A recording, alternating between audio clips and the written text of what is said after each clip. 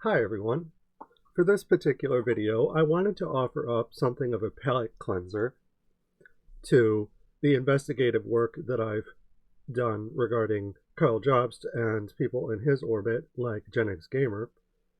And that palate cleanser is watching a video by John the Duncan. The video that we'll be watching is Woke is Dead, Long Live Woke. And this is talking about the same kind of stuff that I'm talking about in regards to my own research, which is the negative effect had on the world by fascism, which is oftentimes through recuperated or co-opted language like woke.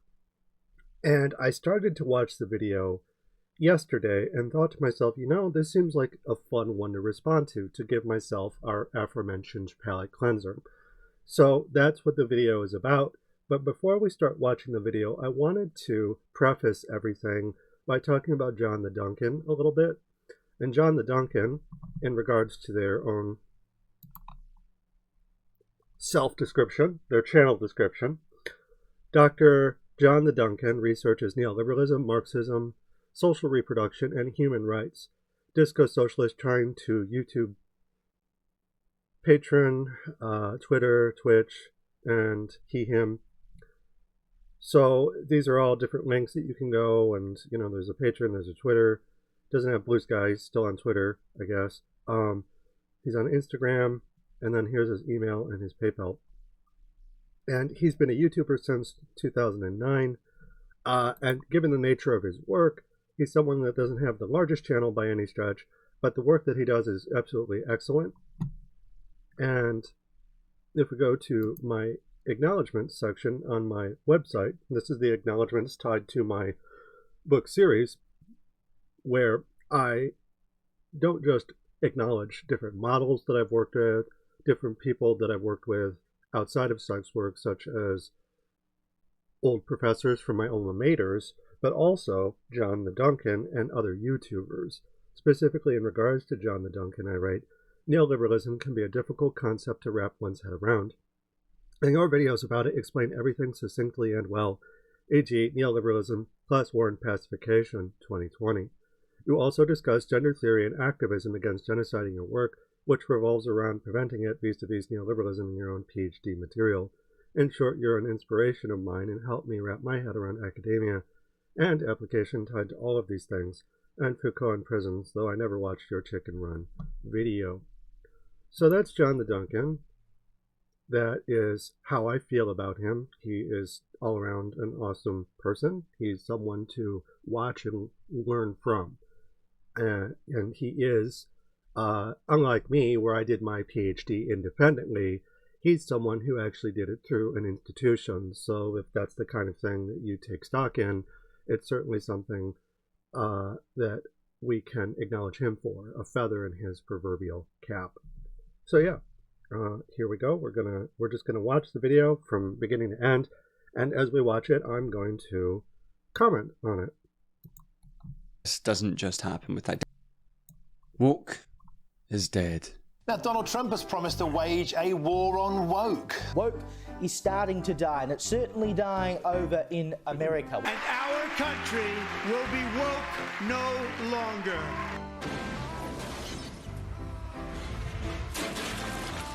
The Trump administration has gone whole hog in facilitating its fascist transformation of the state, expanding on its pre-existing neoliberal authoritarian dimensions.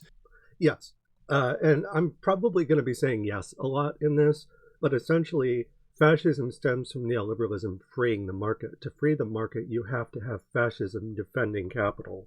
To free the market is to allow the market to function to the broadest possible extent. It is widening the divisions between owners and workers through efficient profit and infinite expansion of profit through military conquest. Fascism is when that comes home to empire, which is completely neoliberalism's fault. After Bretton Woods, you had the rise of neoliberalism first in 1973 in Chile, instituted by the CIA as an experiment, followed up by Margaret Thatcher and Ronald Reagan, the rise of neoliberalism as we know it today, and all of the media vis-a-vis my research in regards to promoting that in monomythic forms, video games specifically.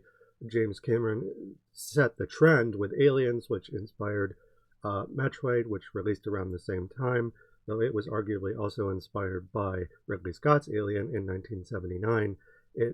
James Cameron's neoliberal stamp absolutely had an effect on that.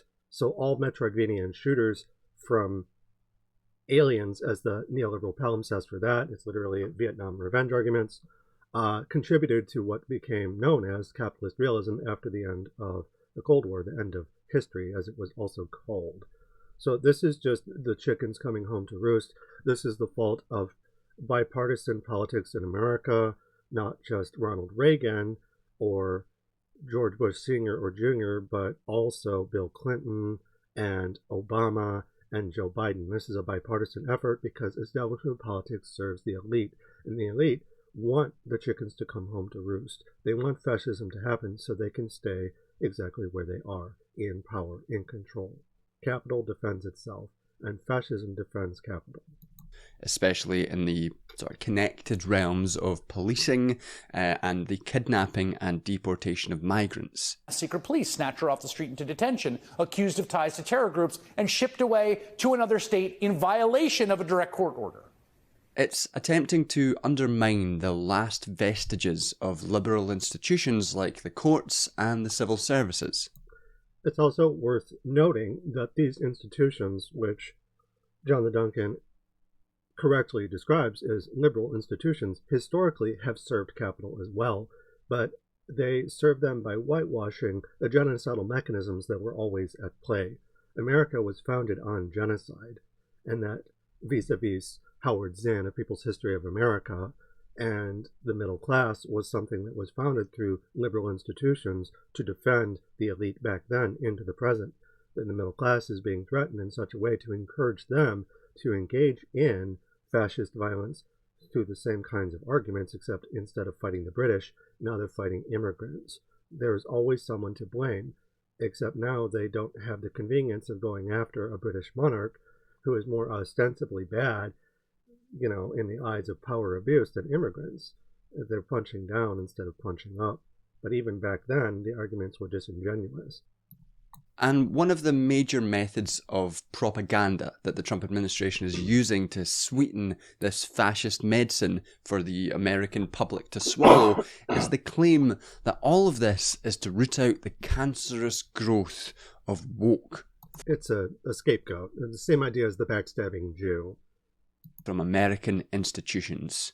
That was in the utterly insane executive order Trump signed yesterday, directing Vice President J.D. Vance to crack down on the Smithsonian Institution by removing improper ideology from its museums, education and research centers, and the zoo. Woke is dead. One of the earliest actions of this administration was the elimination from DEI from government programs. That is, now, I've heard the term DEI, but I don't actually know what the acronym means. Guess I could check real quick.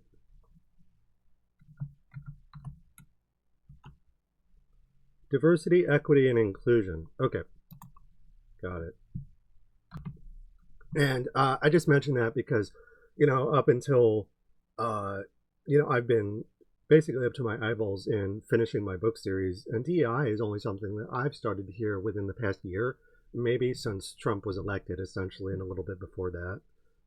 Is diversity, equity, inclusion, and accessibility. DEI or DEIA are essentially means of ensuring non-discrimination within government hiring practices, but for... Okay, so that's like saying, hey, the military doesn't discriminate when hiring people.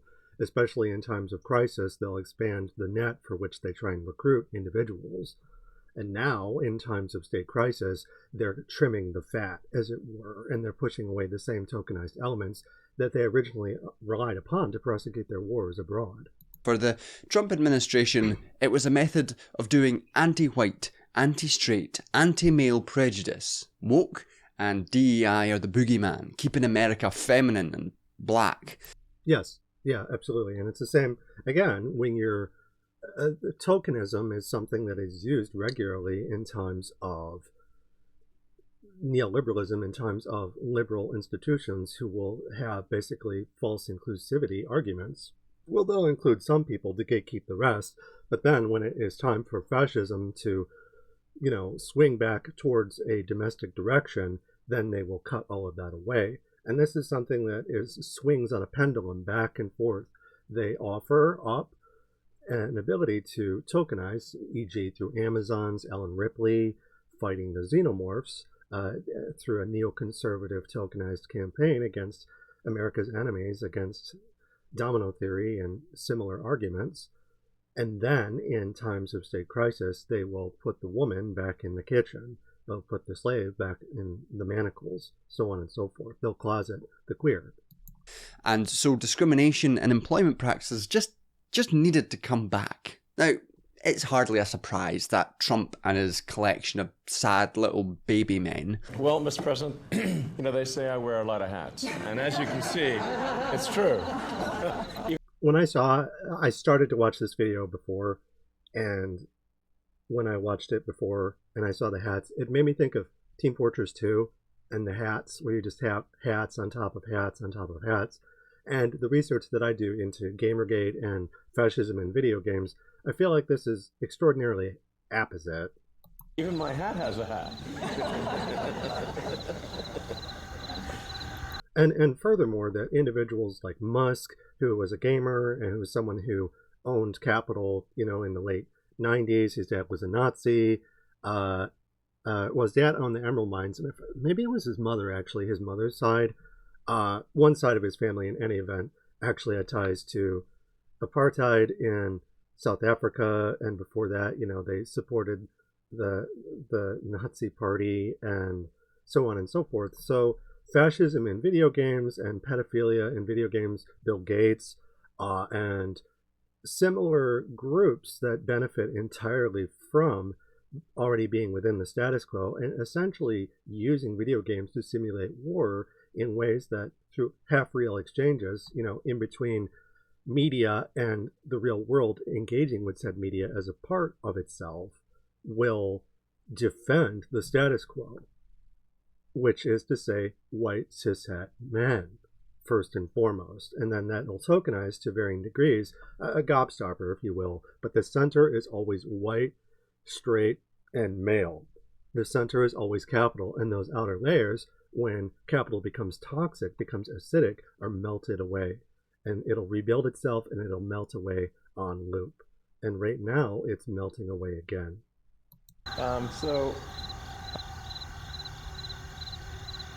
Are raging against woke. You'd expect as much. They're the victims. Darvo, obscurantism, standard issue fash tactics. Behind the neoliberal veneer of liberalism are fascists, through and through.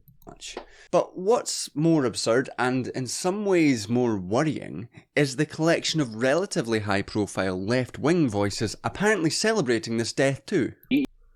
And this was actually this is something I especially appreciate about Duncan's videos, is that they really look into things, and they don't just look at the fascist side of things, but they also look at problematic horseshoe aspects of the so-called left.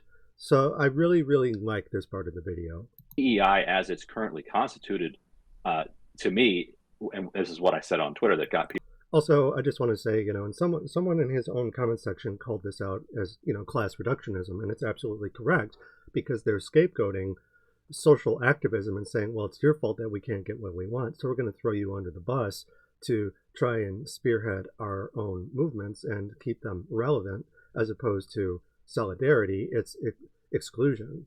And that functionally is a conservative device, which can be couched or speared inside leftist movements. Leftism isn't a monolith, and various aspects of its gradients have right-leaning components. I mean, just look at Stalin in Russia, for instance. It was incredibly homophobic, and he made homosexuals illegal in 1933, the same year that Magnus Hirschfeld's Institute of Sexology was burned down in Berlin.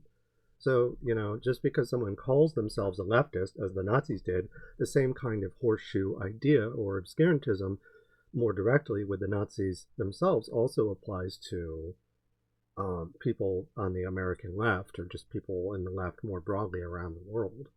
People really angry, is that it is an active impediment to building a multiracial working class. Somehow, gutting anti-discrimination guidelines, wearing away what are essentially labour rights, is a victory which will allow the left to get over this silly, woke identity politics nonsense.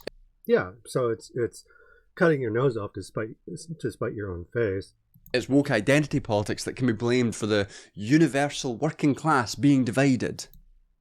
Yeah, it's scapegoating queer people and social activism more broadly, which historically tends to benefit white people. What's different about now than 40 years ago is this. There's a huge machine, political and economic machine, in place to reward anti-universalist tribal arguments. Tribal? Like, again, okay, if that's not showing your ass, I don't know what is.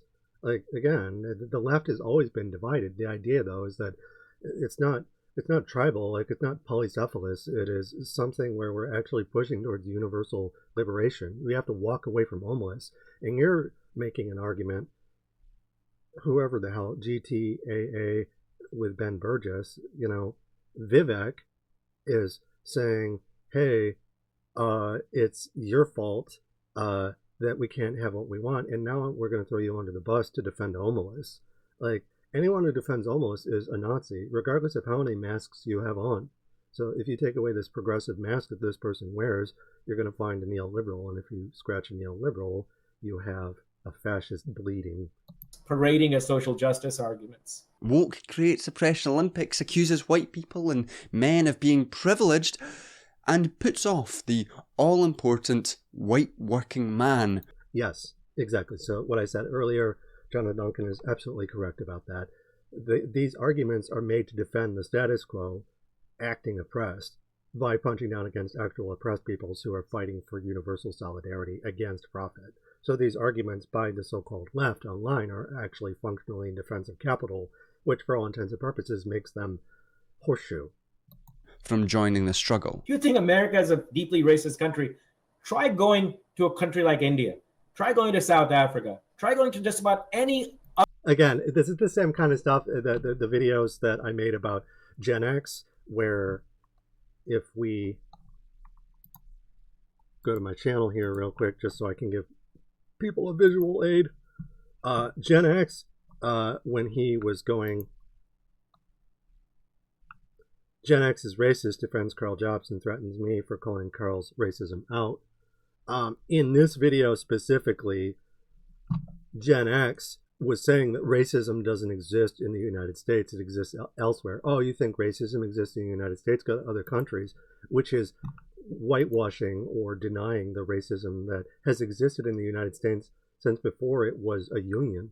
Other country, even in Europe, this is a very cosmopolitan population. They just don't want a very aggressive, narrow agenda shoved down their throats, whether it's around race or sexuality or gender. This is intersectional, though. It's not just one narrow thing. It's part of a larger whole. So if you had a raised fist, what you're effectively doing is cutting off the fingers one by one. Now, Trump has given the left a gift by killing woke and setting us free. Woke is dead. Hallelujah. But this narrative seems to me to be essentially horseshit. Fucking oath. Preach. Never mind the fascistic political direction of anti-woke politics, which necessarily colours and subsumes every discussion of it, this idea that wokeness is the reason why the left is failing gives an absurd amount of explanatory power to people being a bit weird on Twitter. Over and above the immense accumulated power of capital, of the state, and of long-term fragmentation and subsumption of working-class institutions. Not just the woke ones, but trade unions as well. As is clear from this Vivek Chibber's interview, it's an exercise in shallow moralism, these kind of arguments. Yeah, it's effectively saying, again, there's a specific kind of pearl clutching that's happening through party rhetoric that is very, very surface level, and neglects to look beneath the hood and pay heed to the man behind the curtain, the white straight man, who is calling himself behind his own curtain something that he functionally isn't. So again, they're projecting what they're doing onto their own victims. They're more moderate about it, but moderacy is just reactionary behaviors dressed up politely. Any legitimate left that's going to be coming up now is associated with this illegitimate woke left. Again, okay, so there's this us versus them language: legitimate, illegitimate, black, white, criminal, non-criminal, terrorist, counter-terrorist, us, them, man, woman. So like he's literally pointing the finger at his own movement and being like, oh well, we're legitimate and they're not legitimate, you know. And so he's literally invalidating minorities, and he's token, right? So like he's not white himself, and he's basically regressing to a form of like Marxist Leninism and pulling a Stalin. And because the public hates the woke left, despises the public, us versus them, it puts socialists on a very difficult. So we're not socialists apparently because we're illegitimate. We're not real socialists, but someone like this race trader here is. Footing, because they're branded, they're painted with the same brush as. Okay, so you're basically Ashley Williams from Army of Darkness. Wait a second, man. I ain't even seen these assholes before. That's what you're doing. And you're throwing us under the bus to save yourself and try and hold on to power, when if things progress, you're going to just put yourself out of the frying pan and into the fire. Like, you're not doing yourself any favors, but you think your position within your party will keep you safe. You can weather the storm while dooming other people to this, you know, social death of illegitimacy. You know, you're the judge, jury, and executioner.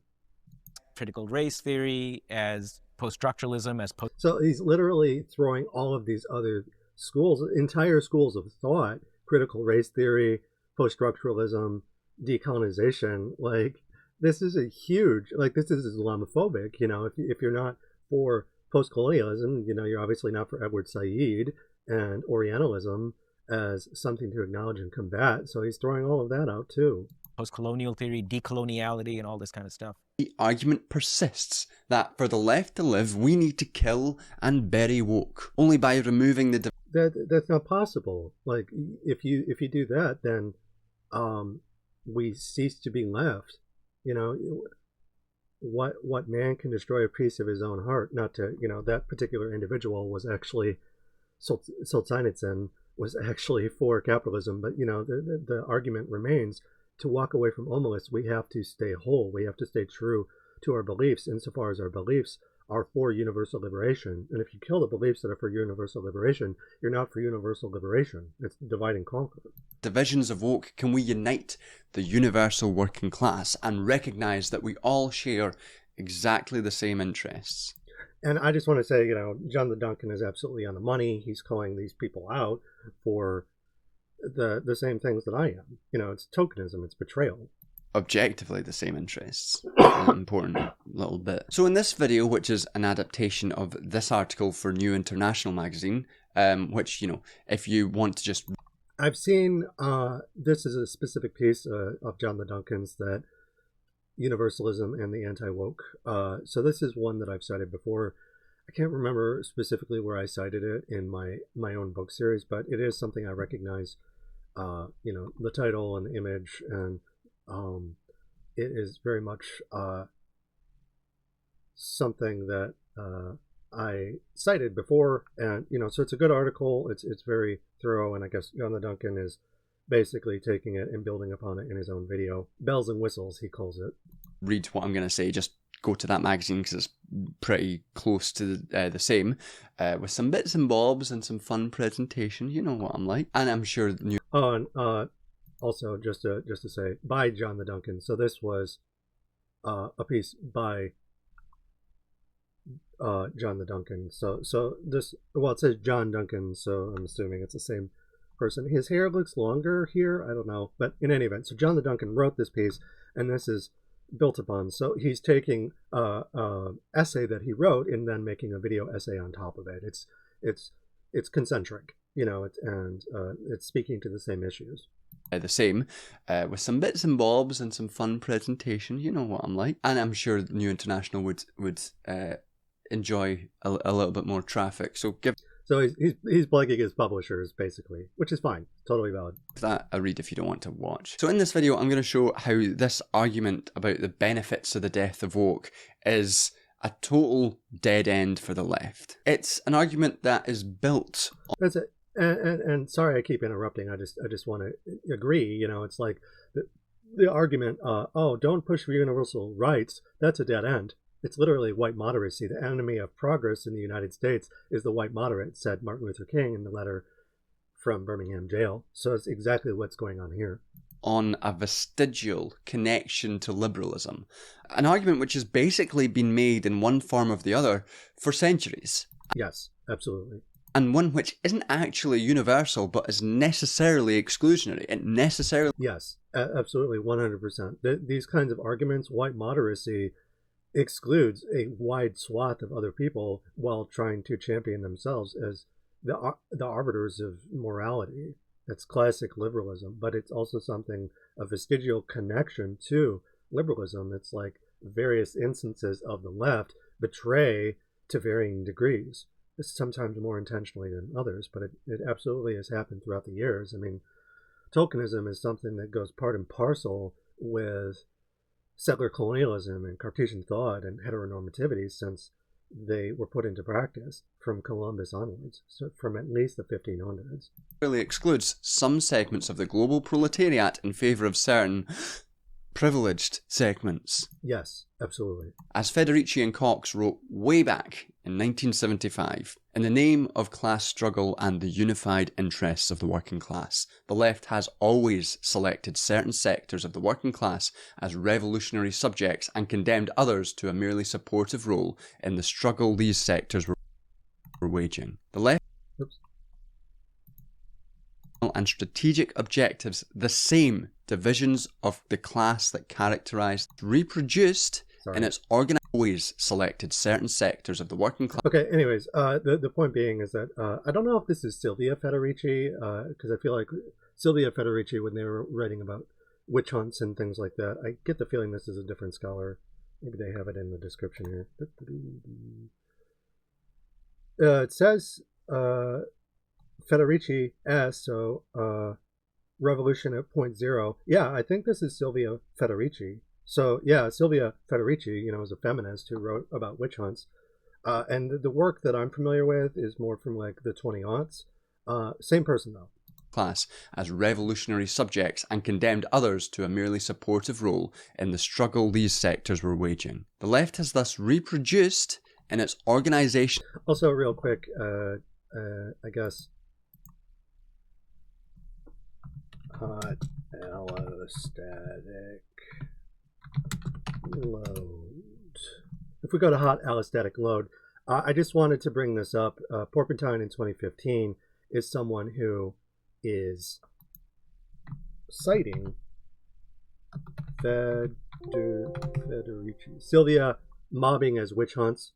Silvia Federici, the term witch hunt is thrown out around, but let's look at what it really means. Witch hunts, as discussed by Silvia Federici, or responses in two shifts in capital accumulation, as is slavery. So I'm just mentioning, like, Silvia Federici is someone who, in regards to my own work, let's see if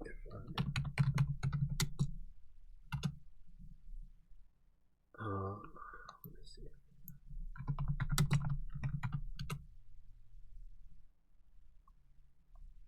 Trying to think if, okay, well, I there's a piece on my blog capping off my magnum opus, exploring great play in Hollow Knight, where I do a close read of Hollow Knight by Team Cherry vis-a-vis Foucault, but also Silvia Federici. Normally, it'd just be another post in my book sample series before Volume 2. Part 2 goes live in the next couple of months.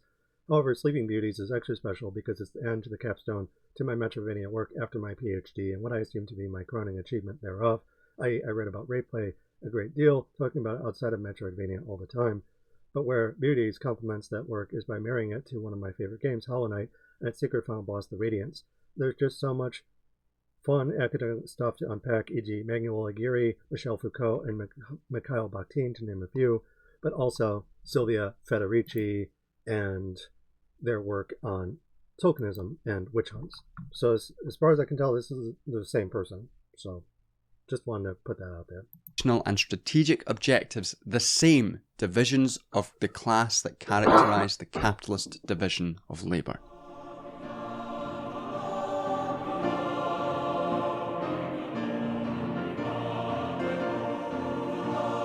So for a lot of those left critics of woke or identity politics, the first and frankly often the only thing they will point to is liberal representation politics. Liberal idpol, they will argue, is nothing more than shallow representation within the halls of power. And this is then expanded to include basically anything that counts as discussions of race or discussions of gender or anything beyond a very narrow view of what the struggle is and what objective interests are. To be woke, according to these people, is to necessarily champion the values of Hillary Clinton-style lean-in feminism, where we just need more female CEOs. In the corporate sector. So gaslight, gatekeep, girl boss, being woke has been reduced to forms of assimilation.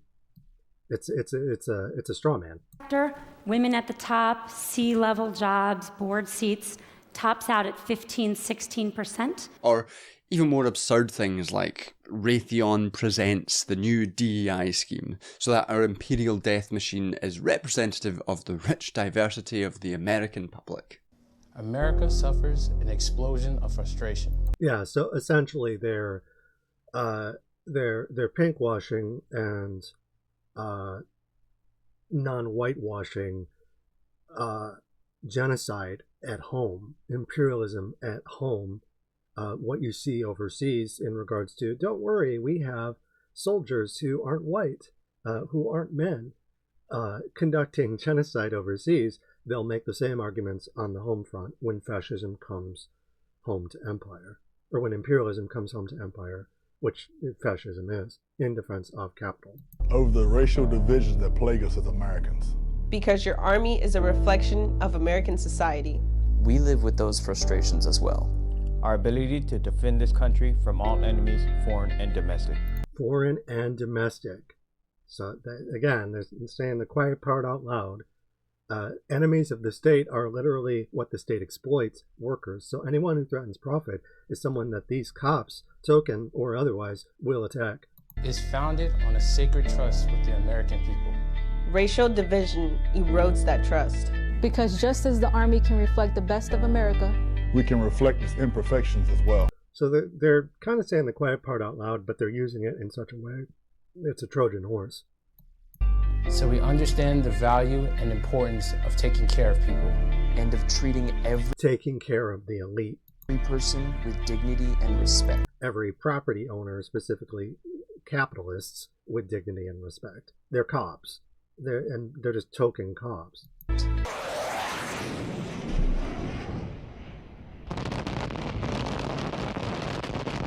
This sort of shit is, obviously fucking silly, and it's easy to make fun of, but to make the claim that this sort of stuff is the reason the left is failing also creates a fiction that the left, whatever that's said to mean, has ever held a remotely unified or uncritical position on representational subsumption into the state.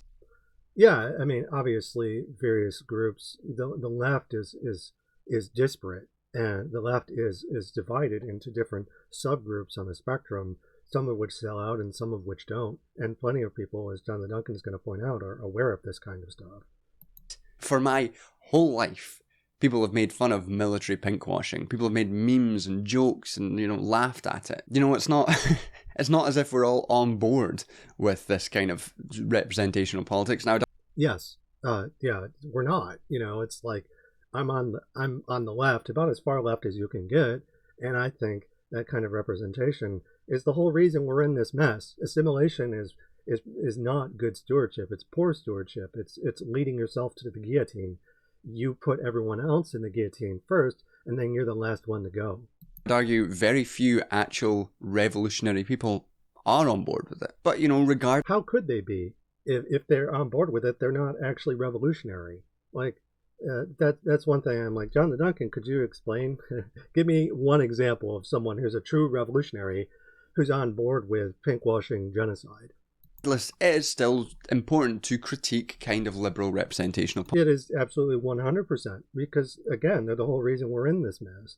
Politics for several reasons. The first and most obvious is the risk of state co-option of potentially subversive movements. Yes, that's the whole point. It's assimilation. You take a movement and you corrupt it from within, and you turn it into just another device to defend capital. When a movement which might challenge dominant power is bought off with some concessions and then brought into the state, problems of representation, e.g. red skin, white masks, where representation is given to people before, instead of just trying to oppress everyone, certain individuals of indigenous populations were given the opportunity to speak for members of their own in defense of capital. Then that movement can be said to be co-opted. Yes. Obviously, this doesn't just happen with identity politics, but the entire post-war, pre-neoliberal era of Western capitalism was in part a co-option of organised labour into the state. And yes, absolutely. With Bretton Woods leading into neoliberalism, neoliberalism was just the fulfillment of that outside of identity politics. And, with the AIDS crisis leading into the 90s and the end of history, those movements, we're seeing the fall of them. And within academia as well, plenty of academics have been co-opted. Zizek and Jordan Peterson is more aggressively an anti-red or a red scare individual, but someone like Zizek, for instance, while they made a Pervert's Guide to Cinema, is also someone who defends the apartheid state of Israel versus Palestine. They're a Zionist. I would argue that almost every major trade union in the country is in some ways co-opted by the state. And yes, because historically unions have served white men first and foremost. Unions were racially exclusionary. They were against gay people. They were against women joining. Classically, just looking at queer movements, Harvey Milk was assassinated, for instance, but he was still a homosexual man, and homosexual men were sexist towards women and were racist towards racial minorities. And even people like Martin Luther King and Malcolm X within their own circles were sexist to some degree, not nearly to the extent that the FBI would have you believe, but just that, the leaders of the civil rights movement were first and foremost men, and women were forced into doing, for all intents and purposes, the grunt work. And homosexuality is largely something that's shamed and not discussed by Martin Luther King and Malcolm X. Now, correct me if I'm wrong about that, but homosexuality and queerness more broadly was something that was not a large part of the civil rights movement insofar as they fought, for singular issues. They were not universally inclusive, so this is something that we have to fight for constantly now. Serves mostly to maintain the capital relation, or one of the capital relations, rather than actually organize against it. And yet it is woke that gets the major ire of many critics for. Sure, absolutely. But you also have to keep in mind that woke was, and there's critical race theory and Black Lives Matter and various other things like that. I guess those are all part of the same umbrella. But you're right, up until a certain point, these struggles largely didn't focus on those things, but then they won the battle, and now they're punching down. It's like, you're sabotaging what we've sacrificed. So you're literally, people like that blame the victim, having been victims themselves.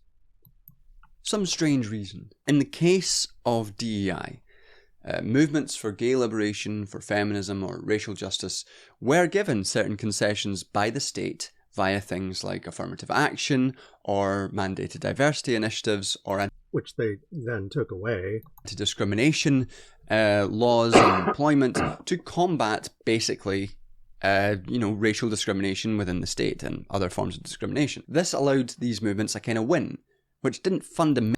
The problem is that it's addressing like a singular tumor or symptom within the state. It's like, okay, we removed one tumor, but we're going to keep bombarding the body with radiation. It's not addressing the etiology. So it is, for all intents and purposes, a pointless operation. It's like, no, you have to turn off the supply of the cancer, which is capital. Mentally challenged the sources of their oppression, but it did give them something within the state to defend. Suddenly we're not only struggling against state oppression, but struggling within the state for more equal representation. Yes, you're fighting for a spot at the table, which is not the same thing as liberation. As books like Elite Capture by Olufemi Atayo argue, this kind of co-opted diversity politics often heavily benefits elites and privileged figures within such movements. Yes, absolutely. It's just a form of concession. It's another pyramid. It's not anarchistic. It's the same kind of vertical arrangements of power. It's just it's capitalism in small, which is betrayal and genocide. It's selling out. That's what capitalism is. It gets these groups to betray themselves. Rather than necessarily benefiting the group as a whole. And this is a legitimate and important criticism of shallow representation politics. Yeah, because it's not about representation unto itself doesn't mean anything if it doesn't challenge capital. If you're a cop, it doesn't matter what your skin color is. It doesn't matter what your orientation is. It doesn't matter if you're nominally a communist. You're not functionally against capital, therefore an actual communist, if you are a cop. But, it's obviously not confined just to the modern era of DEI. The entire civil rights movement ended up with a win for civil rights. Okay.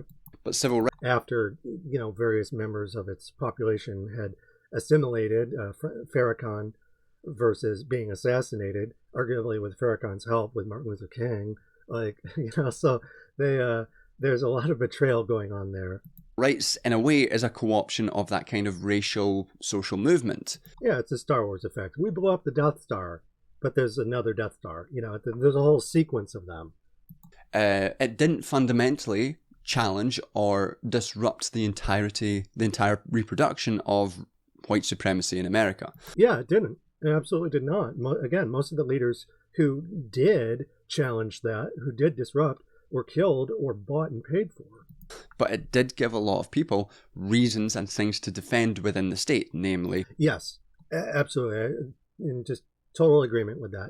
It's like it gives them something to defend within the state, and they rally around that instead of actually challenging the system. They're like, oh, we already won, and you're spitting in the name of the people who came before you, and that's just not true.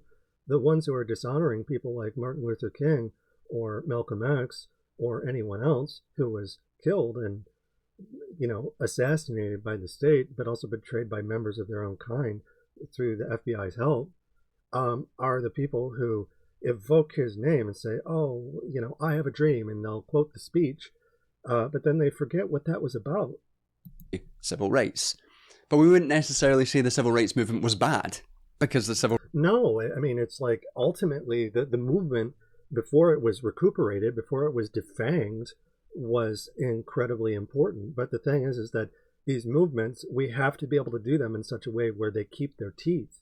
And it's perfectly legitimate to point out that similar to Black Lives Matter, the civil rights movement was something that was recuperated and used against people by abusing the memories of those who came before, often by members of the group itself who benefited first and foremost. The civil rights movement achieved a whole lot in terms of the immediate material standards of Black Americans. Yeah, it's like there were good things about it and there were bad things about it, and we have to address the legacy insofar as it speaks to the present state of affairs. But for some reason, DEI stuff gets singled out as uniquely insidious. Well, of course, because they can't divide their audience. They want them to focus on one specific thing. It's tunnel vision. It's myopic. They don't want people to look at the past. From a lot of critics, and for reasons which I think you can intuit, we will get into some of the reasons why these are discussed later on as well. A kind of addendum, an extra critique of the limits of inclusion within the state is that, as we've seen from the... I just want to mention too that, the state is something that we have to transform.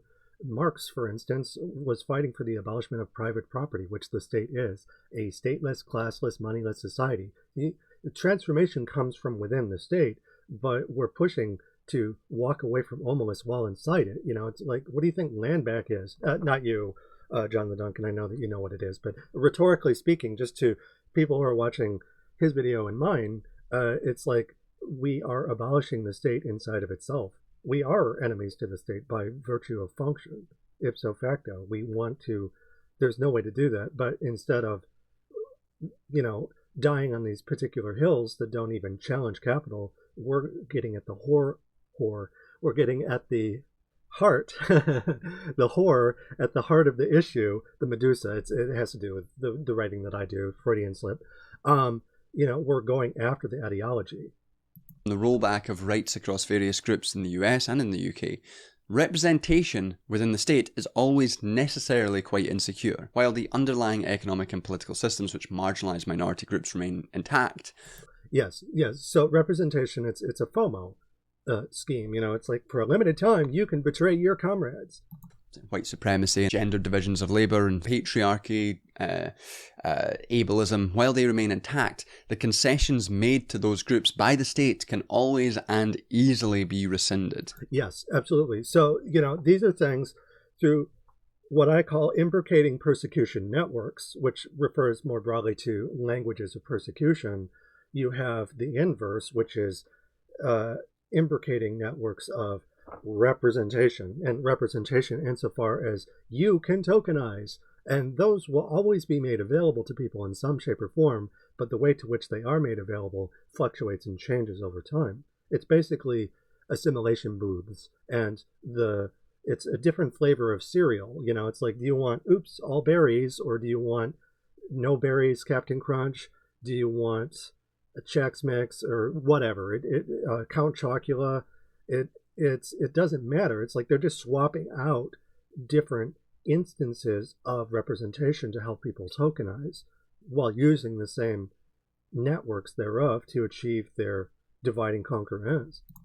We've ended the tyranny of so-called diversity, equity, and inclusion policy. It's the backstabbing Jew argument, but this time it's speaking to an entire political network.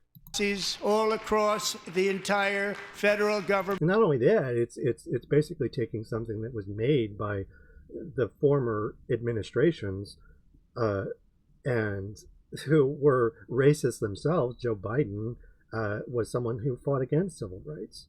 So they took these things that, again, weren't really for challenging capital and scapegoating them. It's just a straw man. It's something to scapegoat in defense of capital. That was never, forget civil rights. DEI was made by the architects of ICE for people who are tough on crime. And indeed the private sector and our military.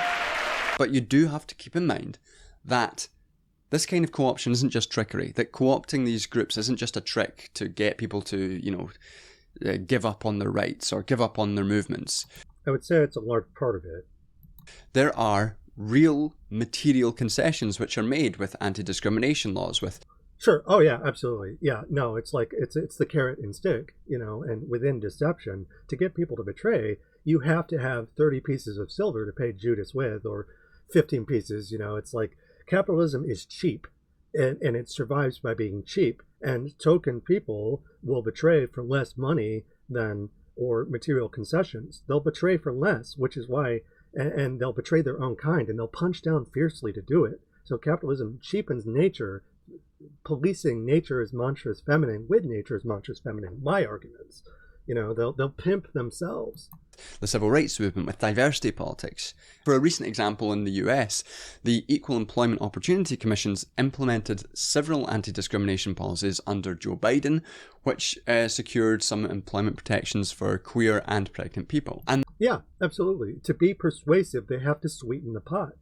As you said earlier, they're sweetening the fascist medicine that's being given to the American public. It's the same kind of thing that they did at a more narrow level beforehand, and now they're trying to do it to a wider audience to take more and more power. And that's not nothing. DEI policies, yeah, absolutely, like these are fundamentally, in many cases, just labor rights. But they're giving them back. They're like, okay, well, we took this from you. We'll give it back if you take away rights from other people. Trump, these protections and these rights are set to be... In a Foucauldian sense, this is essentially a prison warden's argument. You lock people up, you take away rights from one, or for the entirety, and then you offer one group a little bit more rights to police the other, and then the other group, you offer them rights. You pit them against each other. Trickery is largely, it isn't just, mere words. There's material concessions that are given, but such that are just, on hand. Oh, look, I just have this. Here, you can have this thing that was just lying around in my room, and that's how capital works. Significantly rolled back. And the war on DEI is therefore, in some measures, a war on ensuring equal employment rights for different marginalized groups. Yeah, absolutely. Trump's fascism, then, by getting rid of these concessions, getting rid of these anti-discrimination laws, is an exercise in ejecting those groups from... Yes, absolutely. This is fascism. It gets rid of the token elements. Absolutely. The kind of neoliberal compromise from inclusion within the state. Mm-hmm. And that places those groups in an extremely dangerous position. They become desperate and they'll punch down harder. As I think is quite obvious. So while critiques of shallow, co-opted diversity politics are important for making sure that we don't understand inclusion within the state as the end point of social movements, and to remember to be critical of becoming institutionalized within the state, to take critiques and then leap on that to celebrate the full-throated dismissal of all DEI under the guise of a generalized attack on woke is actively dangerous. Well, it's important to recognize, why do people betray? If we can understand why they betray and what it has to do with fascism and how it operates more broadly within neoliberalism and capital, it's important to understand the ideology of things. People with privilege betray out of convenience. People who are more oppressed betray out of desperation. It's not persuasive willy-nilly. It's persuasive because they don't have what they're being offered, and what they're being offered is just the ability to live, basically. It's Holocaust arguments. It's where you get to, you take away people's rights, you put them in death camps. It's like what was happening in Poland was just an inversion. It's diametrically inverted, but the same kind of power relations. What happens in Poland was a reflection of what was happening in Germany. It was just vis-a-vis the middle class versus those who were being oppressed further away. The same idea applies to the United States. If you want to see what's happening in the United States, look for a diametric inversion of that in Gaza. But Gaza speaks to what's also happening in the United States. It's just uneven. It's a celebration of fascistic politics and a celebration of discriminatory labor practices. Yes, absolutely. It's an abuse of the very things that revolutionaries use, were co-opted and abused by the state, and people who at one point in time were perhaps revolutionary themselves, but then they sold out. Where's Obama right now? He's quiet as a church mouse. And if there's one thing the left in general should be known for, it's the struggle for labor rights. So yes, why would that suddenly go out the window just because those labor rights in this specific case look a little bit woke? DEI, as it's currently constituted, it is an active impediment to building a multiracial working class. Yeah, basically they're throwing the baby out with the bathwater. They're like, oh well, we're known for labor rights, but if they look a little woke, then what? It poisons the well. Again, they're saying the quiet part out loud. They're looking for a scapegoat. They're like, oh well, labor rights don't matter if they have rainbows on them. So if you put rainbows on them, suddenly it's invalidated. Well, then the state can just assign whatever scapegoat sticker it wants and just rubber stamp the cleansing of labor movements. Like, it completely misses the point. Something smells off and doesn't smell particularly universal to me.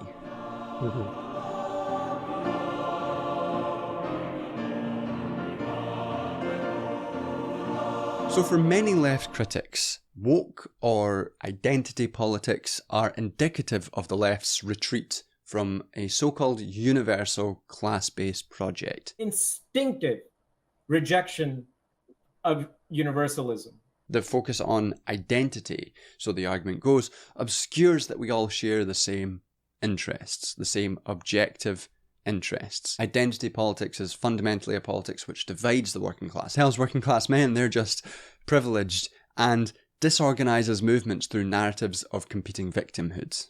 Anti-universalist tribal arguments parading as social justice arguments. Okay, yeah, so they're saying, oh, well, you're not, it's looking at the people who are fighting for equal rights and saying, you're not for equal rights because we're class reductionists and you're not for class above all else. And it's like, well, no, because that ignores the fact that class, race, and culture, rights, struggles, battles, what have you, workers versus the state, those intersect. So people like that Vivek individual are ignoring that deliberately and trying to regress to a time when communism largely didn't represent ethnic minorities to begin with. Like, if you go back to Marx, he obviously would speak out against various oppressions that weren't exclusively white, but he was also kind of bougie. You know, he was largely addressing middle-class factory workers. He was also homophobic, and I've heard various other things about him as well, him being anti-Semitic. And whether or not he was anti-Semitic, I've certainly heard that argument made before. I can say for complete 100% certainty in regards to my own writing, if we go to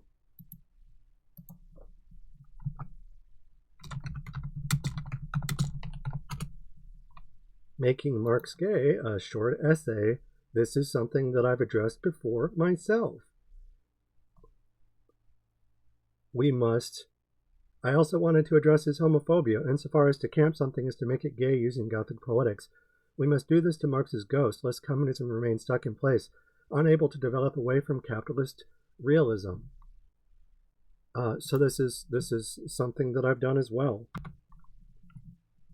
You know, in a review of The Left Is Not Woke by Susan Neiman, Jacobin writer, because it's always a fucking Jacobin writer who's at the scene of the crime against critical thinking.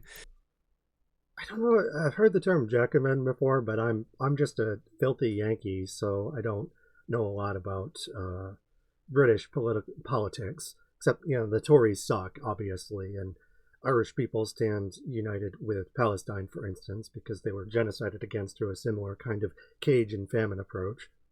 But the Jacobins, I'm not really sure. So I'll just take your word for it.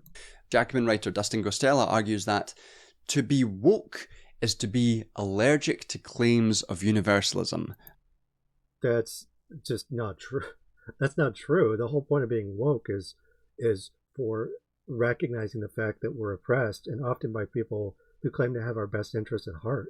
And appeals to objective standards of goodness. Following Neiman, Gostella argues that wokeness is actually close to the philosophy of Nazi jurist Carl Schmitt. What? That's right. It's the woke who are the real Nazis.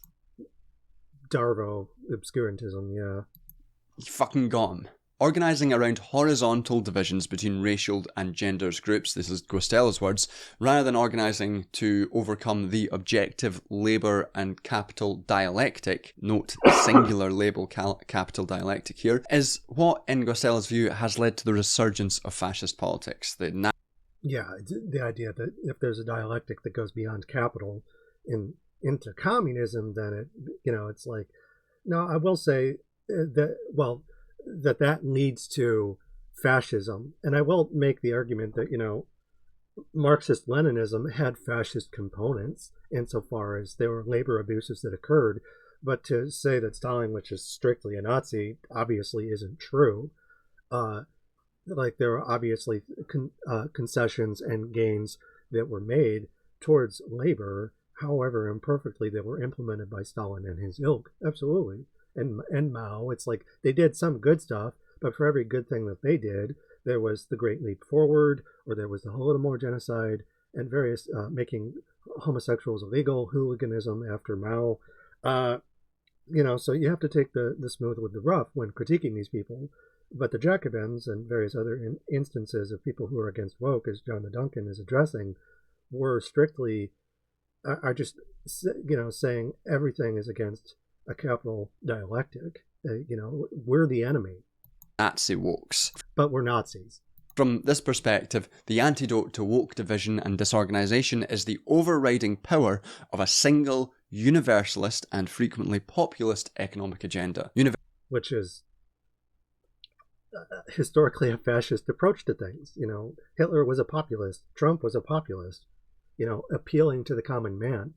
Universalism is positioned against the division of woke identity politics. So we're being accused of dividing people. Oh, it's your fault.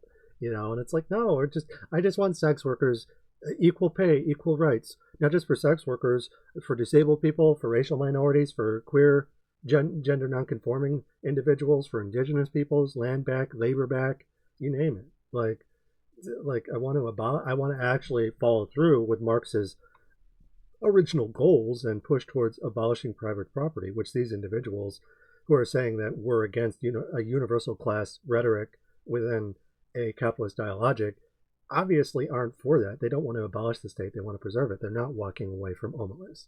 And, this is nothing new. This is not a new argument. For some leftists, the Marxist project has always been about truly realizing the universal emancipatory promises of liberalism. And in doing so, they sort of draw on a liberal intellectual history, which can be traced back to some of the foundational liberal writings of natural rights theorists like Hobbes, Rousseau, and that sour-faced bitch John Locke.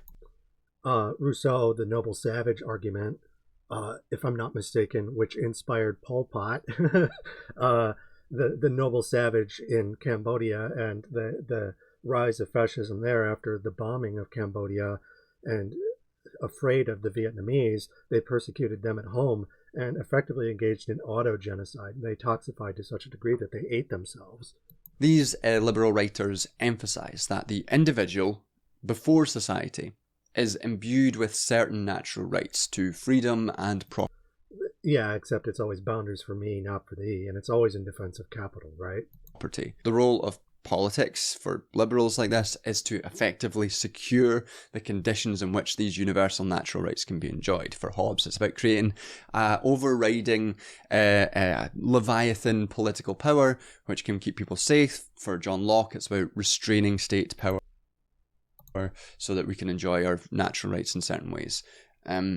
Very simplistically. In the contemporary era, it's a utopian argument, in defense of omnibus.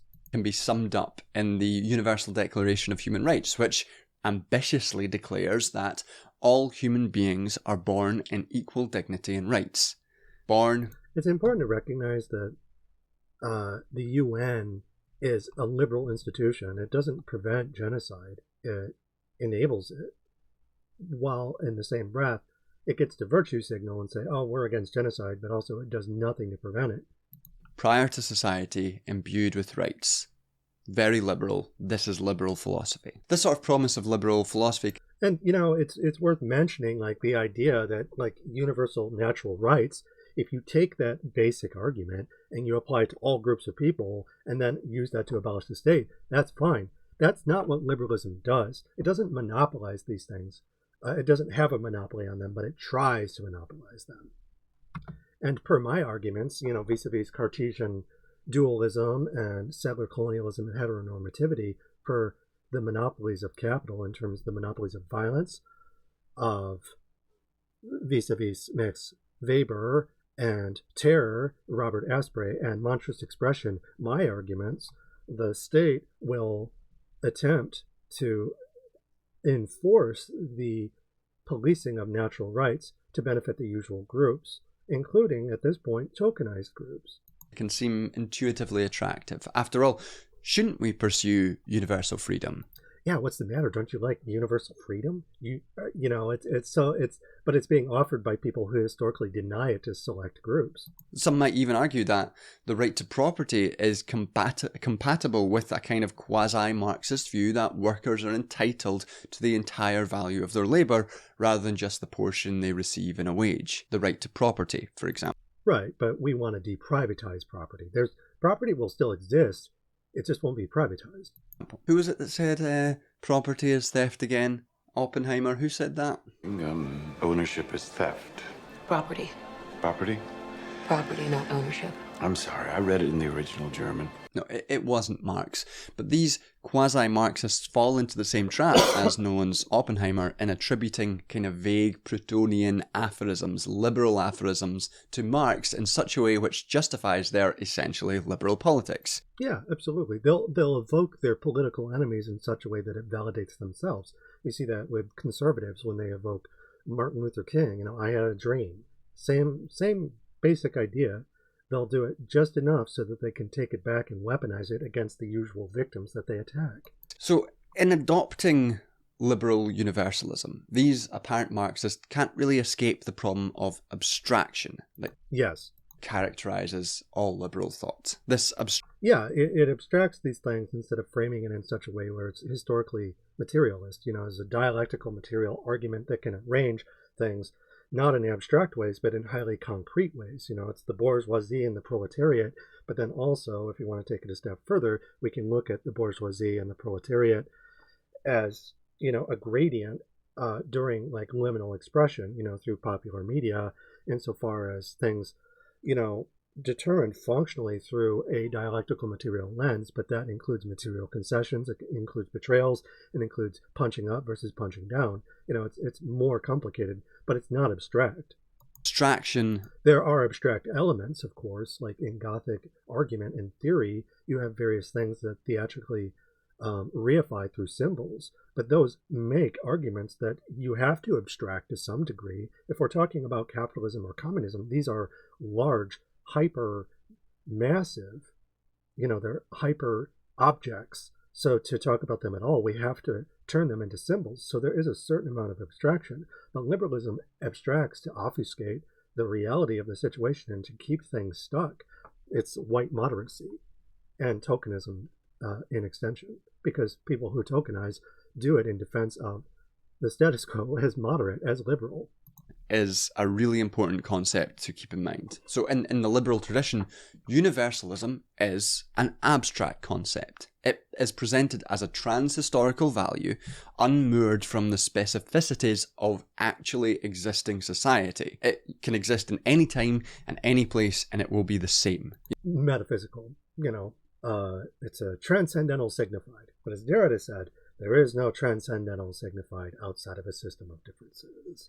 For Hobbes and for Locke, there's a kind of pre-existing society which has the same kind of universalism which exists today in advanced capitalist societies. It is trans-historical. And so, with this abstract liberal universalism, you are required to have an abstract universal political subject. For liberalism, it's the individual rights holder. To white man. Have a theory of history, you have a subject of history as well. But political subjects... In the process of objection, there's a state of normality, which would be the white man, and there's everything else, which is other, which is alien, which is reduced to some form of alien that's trying to assimilate. The X-Men, for instance, are fighting Magneto, the actual rebel, under the tenure of Professor X, who sold out. Or people, if you want to be all fucking humanist about it. People aren't really abstract figures. They're not. They can be reduced to abstractions, however, reduced to symbols, like that image of Mao on your wall there. That is, to some extent, an abstraction. It's not Mao himself. It's a symbol of Mao that's run through the Andy Warhol pop art kind of shtick. So it's like people aren't abstract, but they can be abstracted. And through the state, this turns them into statistics. This turns them into pawns on a chessboard. We don't conform to this universalist ideal. We are a mass of complex and differentiated people. To me, right, but in defense of capital, we will be reduced to something the state can abuse. make the political subject of liberalism possible, liberalism had to project a supposedly abstract ideal of the universal political subject. And yes, it had to prescribe what it holds, or what it holds dear, what it values, onto people that it's not in their best interest to defend. So it had to do a lot of acrobatic arguments to do that. And, it mixes truth with lies and material concessions to hide what it's actually doing. It's prescribing. The subject that it took, that it abstracted across all these different contexts, was the specific figure of the white male market subjects. Yes. Liberalism generalized his idealized interests and projected them as the interests of society as a whole. And if you defend whitey, then you'll be kept safe. So it's the same kind of ethnocentric arguments that were used, in the 1500s into the 16, 17, 1800s and so on, where, the white man is always the one who is benefited by these token agents. Defend the king. A sort of trans-historical situation. It reduces all of history to a form of dogma, essentially. Always be the values of the universal and objective values of society as a whole. That's liberalism's claim. And in universalizing this specific political subject, the white male in this case, the societal conditions which uphold his interests are naturalized. When one political... Yes, absolutely. 100%. Subject is centered as the subject of history, others are therefore necessarily excluded. Yes, the process of abjection reduces other people to literally the status of other, of abject. That feminist is a Medusa, that queer person is a vampire, or a werewolf, a serial killer. And it's very important to recognize that to try and get away from that, they will punch down to push themselves into an assimilated position where they are as close to white and male as possible. Mark Green called this the man box, and I describe it in regards to feminism, for example, as acting like a man. Those claims of feminists, second wave feminists acting like men, despite the fact that oftentimes they were made in bad faith, there is a kernel of truth to that, insofar as Ellen Ripley, for instance, is literally female Rambo fighting not just communists, but people of color, the black alien queen, which is basically a smorgasbord of different scapegoats all rolled into one chimera for them to slay. She's female Hercules, she's Hippolyta, queen of the Amazons, kidnapped by Theseus and pitted against the state's enemies. And when the corresponding social arrangements of that political subject, in this case, market capitalism in the global north, when these contexts are naturalized, the limits of political action can only be understood as natural, constant, progressive reform to better realize the social arrangement which makes that kind of subject possible. Yeah, it can only be done through a particular mode of discourse. Anything else is excluded. Alternative political subjects to this central one have to be either dismissed or co-opted. Yes. It's literally assimilation. Within the universal liberal ideal. In the corporate sector, women at the top. To make it, you have to imitate the colonizer. C-level jobs, board seats, tops out at 16%. And so liberal universalism therefore has a double character. It claims to be universal, but it always generates its own exclusions. Right. So the process of cryptonomy, vis-a-vis Turok and Abraham, where they talk about the double operation, Hogel, the cryptonomy process, as the Restless Labyrinth in Gothic media, where you have a double character insofar as you hide what you're doing and show it at the same time. And that division leads to what John the Duncan is talking about here, having a similar kind of that double character. It's a paradox, but it has a specific singular function, which is the defense of capital. And we see this throughout history. Slavery, patriarchy, with discrimination and, general exclusion. Liberalism can never be universal. Yeah, by its very design, it serves capital, which is built on rape, is built on genocide. So they're like, oh, you're against liberalism, but they, that is obscurantism. It is not actually what they're talking about. Is they're saying actually you're against liberalism and the benefiting of the white male subject as the natural subject of history, and but they're calling it universalism and then pitting that against their political enemies. It's just Darvo. It's a fash tactic. It was something that was done before fascism as we know it came into existence, what I call pre-fascism.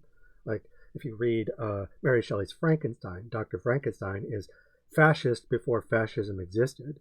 The same idea that, Marx talked about the specter of communism, that he was talking about things that existed before, he was born. Mary Shelley wrote Frankenstein the year that Marx was born, 1818. So it's like fascism existed before the Nazis codified it. And they even,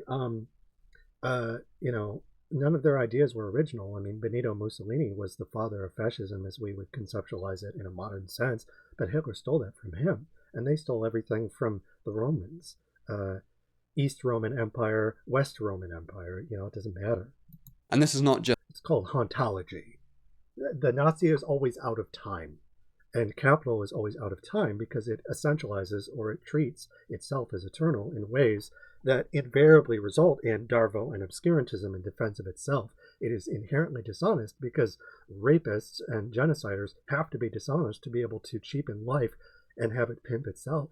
Just a failure to uphold its own promises, but rather the immanent, the ontological, the innate contradictions inherent to it as a philosophy. But yes, it has to disguise that, but it disguises it while attacking its enemies through their own language.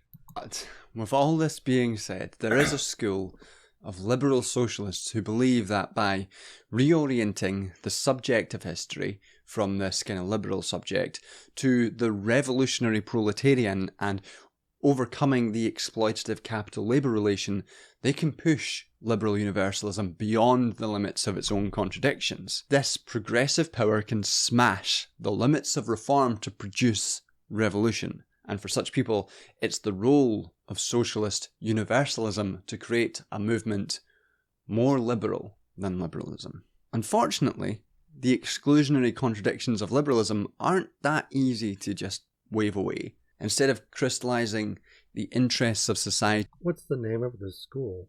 ...into the figure of the individual propertied white man, is those subject to the wage relation who are blessed with the universal interests of the proletariat as a whole. Now, despite a strong history of revolutionary peasantry, there is still a drive to centre the waged worker as the revolutionary subject. As opposed to people who aren't paid wages, like sex workers, for instance. Women's work is historically unpaid. So the problem with that is that, you have images of various Marxist-Leninists or revolutionary heroes who were historically exclusionary too, because they were homophobic and sexist, so you have to go beyond wages. The whole point, if wages are theft, we have to move past the idea of wages. But the waged worker is a category which remains, quite discursively gendered, yes, as is evidenced by... I love his accent. Discursively gendered. Guastella's description of the poor white man as one of the, quote, real economic victims. And as the singular revolutionary subject, not only are those... Well, and again, the co-opting of various movements will gentrify and decay them. I mean, feminism was historically something that from its earliest conceptions with Mary Wollstonecraft Sr., and she wrote The Vindication of the Rights of Women, was something that, around the same time with Anne Radcliffe and writing her novels and centering the Gothic heroine, there's essentially what became Velma from Scooby-Doo as the central heroine, became, the earliest forms of like turf-style feminism that I can think of off the top of my head.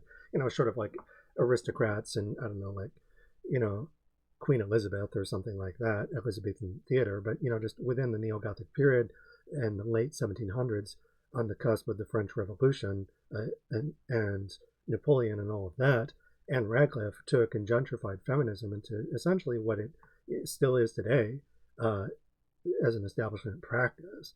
outside the wage relation excluded from the universalist project, but the nature of the waged worker is flattened and homogenized. It's assumed... Yeah, absolutely.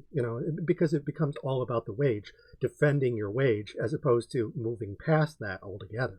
Assumed that all waged workers carry objectively the same interests. But the world's waged workers are a diverse bunch. And yeah, absolutely. It's like they're fighting for different forms of emancipation, and just making it all about the wage is to ignore all the other things that we're fighting for. I don't mean this superficially, that there are, many different races and genders and sexualities that make up the working class, but that the capital-labour social relation has distinct manifestations across the globe and across identity divisions. So in this sense, there isn't just one, it isn't a singular capital-labour relation, but multiple. For example, global imperialism, especially since the period of globalization, has produced a global labour arbitrage between global north and global south, placing global south workers in conditions of super exploitation whereby their wages are lowered beyond what is needed for them to sort of survive on a wage alone. And to survive, they often take extra subsistence labour to just not starve. So yeah, absolutely. These relations of super exploitation aren't confined to individual enterprises. It's not just, the capital labour relation within their businesses, but it's a general feature of the global division of labour. Yeah, it's geopolitical, and it's not something that's universal by any stretch. It's still us versus them, and this is something that is inherent to liberalism and capitalism. It's like it's black and white violence. It's one side versus the other, where one side has a profound advantage over the other. Take bicycles, for example. Producing these historically took place within the boundaries of one firm in one location. And now there are multiple establishments, each specializing in the production of the individual bike components. It is a process which spans multiple firms and places worldwide, giving rise to what we refer to as global value chains. And this global division of labour makes possible the relatively high consumption lifestyles of global north workers. And that... Yes, yeah, and that was a problem with Marx, is that his audience largely concerned factory workers where he lived, and he was addressing workers elsewhere, but it's like, workers of the world, rise up, you have only to lose your chains. And, it's valid, but it's also, we need to recognize the fact that, he was largely writing for him and his audience, which is a very specific group of people. And, he wrote the Communist Manifesto in 1841, so nearly 2 centuries ago, before the internet, before the world wars, and before the rise of the United States as the global superpower. There's so many things have changed. And, so it's important to recognize these differences when challenging things. Marx was trying to challenge as best he could, but now that we know more and we understand more about inclusive liberation as a struggle and what we're up against, including the people that John the Duncan is critiquing, quite well, I might add. I haven't really spent a lot of time, lauding or showering John the Duncan with praise, but just keep in mind that I agree with basically everything that he's saying. That's been made, extremely visible by Trump's attempts at tariff warfare. And the common refrain we've heard is that prices were already going up and they are worse. Right. The struggles for people in the global north is their ability to consume.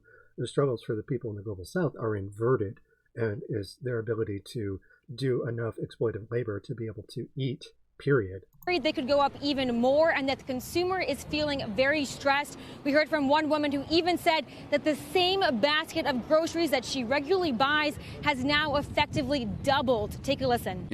Americans are suddenly realizing that their life isn't possible without essentially close to slavery across the global south. Yes.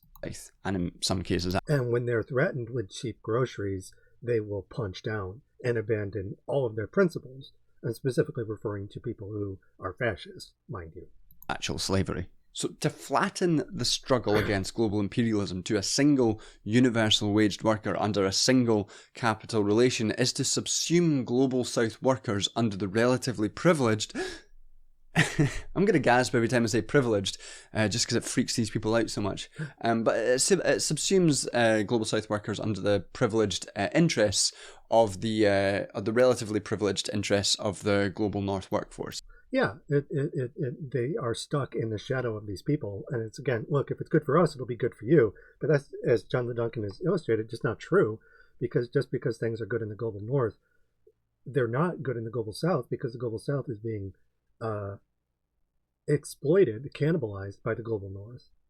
And similarly, in universally the interest of the waged worker, there's a tendency to deny the real, material, racial divisions in the working class, even within the Global North. There absolutely is a long-standing and simplistic narrative within those who make claims to liberal universality, or people who write for the Jacobin. I love burning bridges. And it's a narrative that you've probably heard of, that racism is simply an ideological trick of capitalism, a trick which hides its fundamentally colourblind nature. You'll often hear people talk about racism as a kind of trick to divide the working class, to pit parts of the working class against each other. Myself, I personally believe there's definitely a fair amount of rhetoric involved. It's not always a trick, though. Oftentimes, I fear the Greeks even when they bring gifts, for instance. There's more than just rhetoric involved, as John Duncan has already pointed out. That racism was created as a means of dividing and conquering the workforce. It's the best weapon that the super feckless amongst the super rich have. Totally agree. Second best is sexism. And that, of course, presumes that we all started as a united whole. This is in stark contrast to people like Cedric Robinson, who have re-examined capitalism as a fundamentally racial project. And yeah, absolutely. Like, again, the emphasis, if you're Marx and you're white and you're straight, he completely ignored, for instance, queer people and alienized them, so they weren't even in the conversation with him, which is why Making Marx Gay, again, this piece, go and read it. Like, and not just him, but people after him who followed in his footsteps, and not just Stalin, but people into, the early 2000s and beyond. Following Cedric Robinson, Aaron Kudnani, whose book... And that same issue, of course, Marx was not a person of color. Marx was, like a middle class person with an upper class factory owner friend, both of whom were white and homophobic, and like they weren't perfect. So we have to go back and camp them. We have to kill our darlings and go beyond what they wrote, taking what's useful and then leaving the rest. Why anti-racism means anti-capitalism, which is really, really good. Yeah, fucking oath. Because capitalism and racism, capitalism and rape, capitalism and genocide, they're all synonymous with each other. You have to be against all aspects of capital and what it's about, which is to be against genocide, which is to be against all of these abuses. You can't just pick one and draw the line, and it happens all the time. It's like, oh, I can excuse racism, but I draw the line at animal abuse, for instance. That meme. He argued that race appears as an ideology not to create divisions between sets of workers, but as a manifestation of pre-existing racial divisions of labour. Yeah, well, again, it's partly a trick, insofar as that it is a distraction, but it's acknowledging distractions or divisions in labor that already existed. Absolutely, it's not just a lie. It's not just a fabrication. It's like, no, it is. The lie is being told to disguise divisions that just exist fundamentally within capital and liberal thought and neoliberalism. So the success of racism, of race, as a ruling class ideology is not because the workers are necessarily easy to dupe, not because of some sort of trick. The trick, the duping, happens along these divisions, which are incredibly persuasive. They know that they're being lied to. They don't care. They know that they're they're the benefactors of said lie, according to these aforementioned divisions. Like, someone, again, people with privilege betray out of convenience. People with oppression, relative oppression, betray out of desperation. But that is based along these fault lines that John Duncan is correctly pointing out. but because of the very foundational economic structures of society, the economic structures which depend on racism. So claiming a simple, universal waged worker subject doesn't just flatten our understanding of capitalism, but obscures the ways in which whiteness is a material benefit to sections of the proletariat. Yes, it's like if you assimilate, it'll benefit you. That's not true. It's really not. It turns you into a traitor, and it divides and conquers and maintains these lines of division. You know, it maintains the red lines. And in doing so, it can subordinate racialized labor to the domination of whiteness. Yeah, it incentivizes tokenism through social material argumentation. W.E.B. Du Bois extensively documented the role of white labour in perpetuating white supremacist divisions of labour in the name of maintaining its own privileged, narrow interests. And it's important to recognize, too, that white supremacy is to also be heteronormative. And again, Cartesian thought, thinking beings versus extended beings, and secular colonialism, there's always a subject to replace, there's always a subject to exterminate. So racism, sexism, Orientalism, and various phobias tied to heteronormativity and capital more broadly, they all exist by virtue of capital needing them to exist. They overlap, they intersect, they share the same function, which is the defense of power. And those who tokenize by acting white and hopefully becoming a subject, they'll never be treated as equal, and they'll lead to the destruction of them and theirs. Today, divisions along race and immigration status continue to, in the terms of Stuart Hall, shape the modality in which classes lived to benefit some segments of the working class. For an example of what Hall is talking about, we can look to agricultural labour in the US and see how it's dependent on racialized migrants. Yes, the arguments in defense of labor by Trump, for instance, are defending white landowners by exploiting labor, but also not actually doing that and outsourcing said labor and not emptying the labor pools that exist. You know, it's just Trump doesn't care about any of this, but the argumentation is very much white-centric. Kept in precarious and cheap positions by their migration status. You know, it's a status which has been called crimigation, and one which flourished under uber-liberals like Obama, which, you know, really just goes to show the continuities between this emergent fascism and pre-existing neoliberalism. Yeah, neoliberalism. I mean, Obama's a black Nazi. He dropped bombs on people.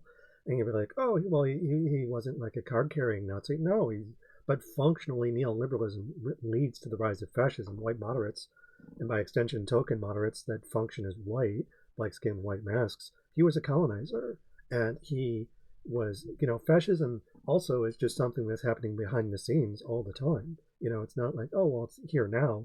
It only feels that way because most people in the global north, like if they're white, they're straight, they're not going to experience the same things that other people have been experiencing this entire time. Obama is a war criminal. Absolutely, 100%. So is Joe Biden. You know, so is Hillary Clinton. Like, these are all bad people. Liberals are not good. They're complicit and just as bad as Donald Trump. It's just wolves and foxes vis-a-vis Malcolm X. Still existing neoliberalism. But these divisions are class divisions, and they are dependent on racial divisions. It's a racial... They go hand in hand. Division which is structured by and is in turn structured by class divisions. It's not an ideological trick, but a... It's not. It's not a trick. It's speaking to the truth of things behind the scenes. Complicated dialectic. Race... Yes, it's dialectical material. It's something that the words that they're choosing have to do with what they're using to manipulate people as a material structure. Invasion is a structure. Wolf. Not an event. Class not as distinct but intersecting things, but as mutually constitutive parts of a singular whole. Capital. It's race shaping the modality of class. It's very, very much like Marx and the base and the superstructure. Capital, right? The same idea applies to race, to gender, to class. Like, they all shape and maintain each other within capital as a structure.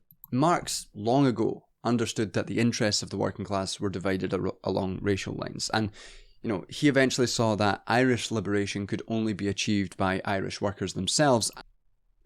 Keyword, eventually. And not through a generalised English labour movement. The English worker had a real vested interest in the continued subordination of the Irish. And this is similar to today, where in a global economy, where the massive cheap commodities which sustain global north standards of living are produced by super exploited cheap labour in the global south, there's an interest for that global north labour to continue to remain in a dominant position. So what are Apple's choices if they want to navigate the tariffs? Given how expensive and complex moving out is, Apple may just decide to stay in China and at some point potentially pay tariffs. Or Apple could move manufacturing, just not to the US. India and Vietnam are only two of the countries that are hoping to lure Apple and its suppliers. Finally, the company could strike an agreement with Trump. And you see that as soon as you make a claim to degrowth. That's one of the things that you immediately see is people reacting against the notion that the global south shouldn't be made to produce all of the little treats that the global north is dependent on. Trinkets and baubles, paid for in blood. It's the rich countries in the global north that need to consume less and need to reduce their consumption. Yeah, absolutely, degrowth. And it's the global north that really needs to degrow. Yeah, it's capital is dead labor feeding on living labor, Marx, and the vampires of the world, insofar as Marx was concerned, and by extension me, are consumers. Through capital and consumption are tied to the exploitation of the world, and the middle class gets the dregs of the lifeblood. The bourgeoisie are reducing the rest of the world too. They get a sip, but most of it flows up. And, what little they get, they will defend in defense of capital and the bourgeoisie. And as I say in the piece... And I have an entire book chapter on that. They hunger, and specifically vampire capitalism in The World is a Vampire. So I talk about that in The Matrix. I talk about that in The Darkest Dungeon, The Crimson Court. So there are various close reads that I do of that vis-a-vis Marx and Capital. So, just something if you're curious more about that, there's a plug. It's just the class struggle is not really between global north and global south. It's between the capitalist class and the global working class, and the working class and the global north. Like, how hard is it to say that we're all just oppressed by the same system? Does not need to reduce their consumption. Racism then isn't just a superstructural ideological phenomenon, but a method of materially organising labour for exploitation. Yeah, you maneuver people into particular talking points that are on particular hills to die on, absolutely. Think again about those agricultural workers. In universalising the waged worker relation, racial capital relations are subsumed within a colourblind struggle and reduced to matters of pure ideology. It's pure ideology. Those racialised migrants are placed in the same position as another waged worker who's not subject to the same kind of racial exploitation. So racialised proletarian subjects either have to be assimilated into a colourblind struggle. The class struggle is not really between global north and global south. It's between the capitalist class and the global working class. Well, no, there are various divisions that occur. It's like the global north and the global south literally describes a division, and this guy's like, oh well, it's all workers versus the state, and it's like, well, yeah, that's true, but there are still further divisions that cause certain, it ignores the mode of consumption that benefits the global north at the global south's expense, so it's not equal at all. Or like Federici and Cox say, rejected as wreckers, dividing the working class. So liberal social... Yeah, absolutely. We're home wreckers. The whore is a home wrecker, classically. Universalism, like its liberal parent, generates its own contradictory exclusions. Yes, absolutely. Yes. Okay. So here, it's like women's work, sex, work, anything that's classically unpaid is a threat to the profit motive, which is a threat to the historical subject, that John the Duncan is talking about is a threat to so-called universal. Again, the trick here, the linguistic trick, the cryptonym is universalism according to liberals and those who use that as a cryptonym in defense, is a complicit cryptonym in defense of capital. They're a threat to capital. When liberals say universality, they're actually just it's a code word. They're code switching, and it's a code word for capital. So unpaid labor is a threat to capital, and is a threat to people who defend capital.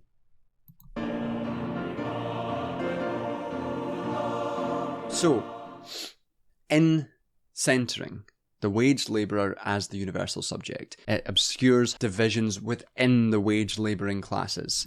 It flattens it, yeah, absolutely.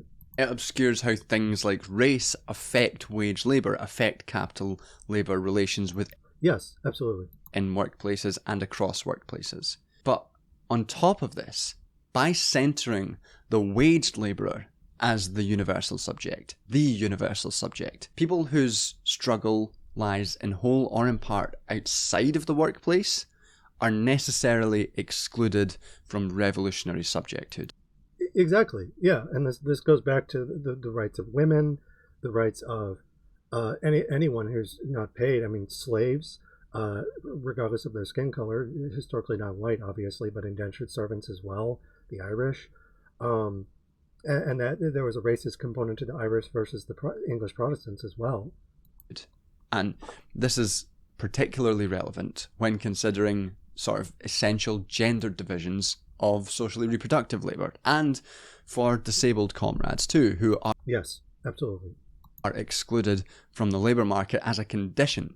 Yeah, it's like they're viewed as they're non-workers, so they're denied a voice, despite the fact, and like the idea that we have to give them something, that's seen as a threat because capital, by its very nature, universally divides and exploits people of their oppression. Marxist feminists who organised around unwaged household labour and who recognise that their labour benefits men have routinely been dismissed, are continually dismissed. Of course, absolutely, because in order for capitalism to function, they have to be dismissed, they have to be unpaid, they have to be abjected. You know, the oldest form of labour is sex work, more broadly, prostitution classically, but also housework. In order for the state to exist, you need slaves, which classically, women were chattel slaves for the longest period. They were property. As dividing the working class, the moment people treated as women too, and that's just cishet women. That's not even looking at queer people or racial minorities more broadly. Just white women within, say, from ancient Athens onwards, express their interests. What's different about now than 40 years ago is this. There's a huge machine, political and economic machine, in place to reward anti-universalist. Again, anti-universalist, which is just code for capital in defense of the material conditions that are already set up. Tribal arguments. And this guy, again, he's token from what I understand. Parading as social justice arguments. Their attempts to bring the concrete gendered labour-capital relation to complicate the sterile universality of the wage-labour relation has been viewed consistently as divisive. Yeah, it's like, we're not dividing people, you are, And is therefore marginalised in the name of this universal struggle. Yeah, it's abject, it's other. It wasn't all that long ago that the British trade unions opposed payments of benefits of welfare directly to women on the grounds that it would disrupt men's position as... Yes, it's always in defense of the man. It's patriarchal defense of the nuclear home. Women have a place in the home as servants, as baby makers, unpaid, I might add. Capital is incredibly dependent on unpaid women's work, cis or otherwise. As the heads of the family unit and undermine class cohesion. Still today, women carry out the vast majority of unwaged social reproductive labour. Yes. Millennial women are actually working more than ever, but a new study shows that they're also doing more chores around the home. And yet this is rarely spoken about in the same breath as more traditional labour issues. And you see... Traditional, which means white and male. Very similar accusations of division when disabled people tried to get their struggle try to articulate their struggle and try to get people to take it seriously. Yeah, they're treated as useless eaters. My partner, Bay Ryan, is disabled in Mali, and I have other friends as well who are disabled. A lot of, I have an interview, for instance. Let me pull it up here.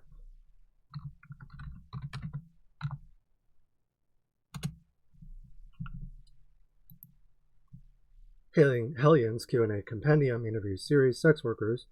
We scroll down, scrolling.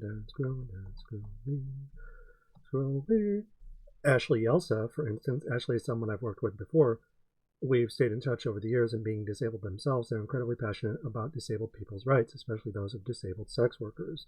So the people that I interview, they're agender in Harmony's case, libertarian in Moxie Sting's case. Both of them are women, women with some gender nonconforming elements. Victoria Sachs is intersex and, a survival sex worker in New Zealand. Tate, ComBaby98, is a trans man who has struggled to do sex work to survive but also express themselves. Rhiannon Targaryen is cis, person of color. Vera Dominus is queer, a dominatrix. Delilah Gallo is non-binary and a sex educator and activist. And Taylor and husband, Taylor is poly and transmasc, but also disabled themselves. So anytime, like the whole of my work, especially after writing my book series, is centered around this. And so much of this is just not even talked about by people who talk about universality, which is inherently exclusionary, because anytime you try and bring up other groups that threaten capital, then capitalists, or liberals and so-called progressives will make these liberal arguments, be like, we're universality, which is to say we're capitalist and we defend the historical subject, men, according to John the Duncan, and I agree, and by excluding these people. So that's the trick. The trick is a dialectical material one, absolutely. As central to revolutionary action too. All of this has become so grimly relevant recently, as I've seen increasing left-wing rejection of feminism as bourgeois. Which is to say they're no longer left-wing. And the absurd proliferation of the R slur across online spaces. Woke is dead. Like the anti-woke bullshit, left anti-feminism is a discourse that dresses itself in a kind of radical guise and radical... Well, yeah, what do you think trans-exclusionary radical feminists... Well, you've talked about it before. I'm preaching to the choir. It's a rhetorical question, John, but insofar as that goes, they address themselves as radical in defense of, activism, but feminism will, cut off parts of its own body, cut its nose off despite its own face, and stop being feminist in everything but name, and eventually they'll get rid of that too. There are instances of people who, within the TERF movement, are like, I'm not a feminist, despite trying to use feminist argument to co-opt and recuperate it in defense of capital, fascist feminism. It's still a feminist movement, but feminism more broadly is the victim of that by people who call themselves the left, just like liberals do. Clothes, while only aligning itself with patriarchy and capital. Even when misogyny in society is acknowledged, liberal socialist universalism and left-wing anti-feminists can't account for it as anything other than a second-order prejudice, like racism, not as fundamental as the capital relation. Yeah, there's a lot of racism. Yeah, there's a lot of sexism. But what do you expect? What do you expect? It's like, what do you expect? We can't do anything about that. Why not?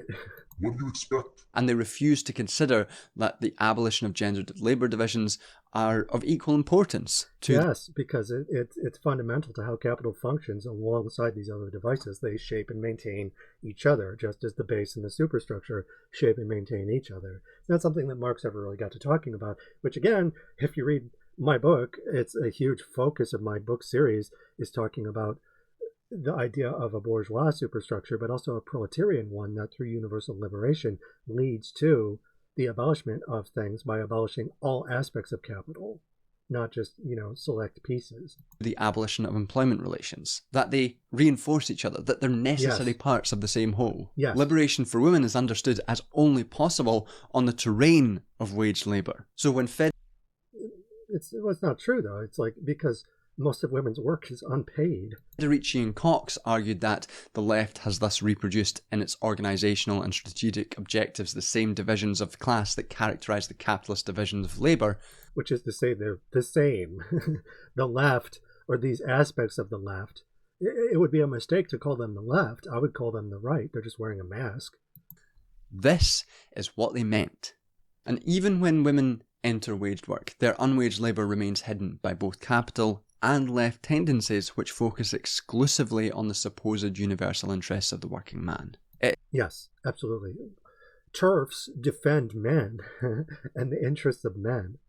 Is only by recognising the labour-capital relation not as a singular, universal category, but as a collection of divided and sometimes contradictory social relations that we can properly understand racism and patriarchy. Patriarchy. The classic defenders of patriarchy are Amazons.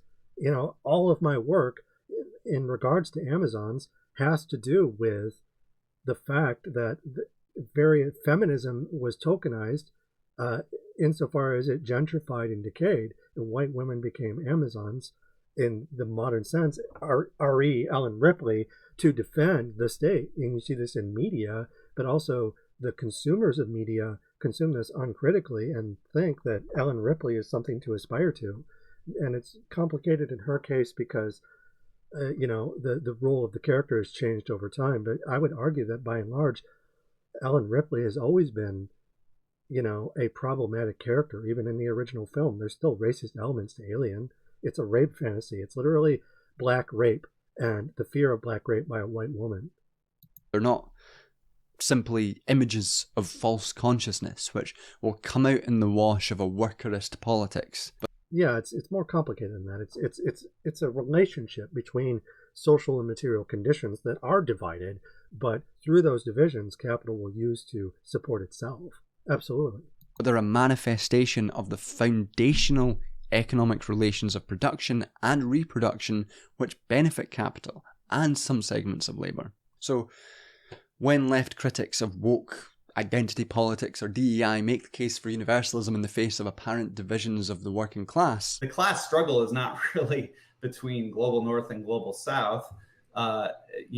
It's between the capitalist class and the global working class. They're replicating, again, ignoring the divisions that are at play that John the Duncan is rightly pointing out. The exclusions of liberal universality. They are imposing the specific interests of the white, male, waged labourer in the global north on top of the specific interests of several segments of the working class. It's a universality defined by exclusion, one which leaves intact the conditions of exploitation and domination. It's an abstraction away from the material divisions within society and crucially from Of course it's an abstraction because they're leaning into metaphysical arguments that liberalism is known for.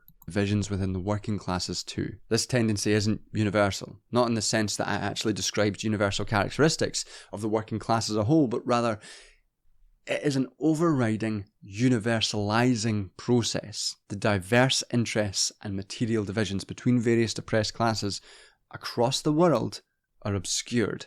Yes, in service to capital. And the specific interests of the waged working man in the global north are imposed. Yes, it's pimp rhetoric, essentially. A recent article from Jacobin contributor and from Ben Burgess provides a particularly fucked example of this. I was going to think of an insult, but his work is fucking insult enough. So, written during the recent violent explosion of settler colonial genocidal violence in occupied Palestine, Burgess's intervention calls for a rejection of liberation in Palestine based on the understandings of Palestinian indigeneity. So, for Ben Burgess... So, is it a two-state solution? Or just a total annexation? Neither Israelis nor Palestinians have an inherent legitimate claim to the land, but rather the universalist principles that have always formed the rock-solid normative basis of the socialist movement insist that all of the land all of the occupants of the lands should share the same rights. And that's stupid, because then someone can just invade the land, and then it's like, oh, well, I touched the land, so now we share the same rights. That just opens the door, the floodgates to settler colonialism anew, because any invader, it's giving them a false flag. This appears reasonable at first until you delve into it. In this example, Burgess's claims to abstract universal rights necessarily flattens the political reality of settler colonialism and the concrete reality which constructs Palestinian genocide. It equates Israeli genocide to Palestinian resistance. That's bad. Burgess claims, shockingly, that to describe Palestinians as indigenous and Israelis as settlers would be to engage in blood and soil rhetoric, which is not only obscenely offensive to the Palestinians fighting for their lives and their land, but Burgess's language conflates the conditions of Palestinians and Israelis, and in doing so delegitimizes Palestinian liberation and decolonization, and therefore... Yeah, it's the whole point of Darvo and obscurantism. It's a fash tactic. However many masks a Nazi has to wear, they'll wear, but the language that they use always serves the same purpose. Elevates Israeli political subjecthood beyond Palestinians. Yeah, absolutely. It favors the colonizer. That's what colonizers do. His appeal to rock-solid universalist principles requires... Again, universality, which is just capitalism wearing the mask of co-opting language, stolen language, the same way that woke and DEI and various other things are used, stolen from the colonized and used by the colonizer to further capitalistic hegemony by flattening such things. The exclusion of Palestinian subjecthood. And this example is really easy to identify as bullshit precisely because of the clear political context that he's attempting to obscure. But I do think this is also the case when we bring the political context of anti-woke universalism back into the picture too. The absurdity slaps you in the face. Yeah, the idea is that, most people are going to recognize that it's a lie, but it's persuasive not because it's opaque or convincing or well delivered. The cryptonomy is such that, it's this giant black castle flying towards you. That's no moon, it's a space station. They know that it's not effectively disguised. The efficacy of the lie, such as it is per the cryptonomy process, isn't that it hides anything, but that it's a bald-faced lie, one that is enacted through force, through police violence.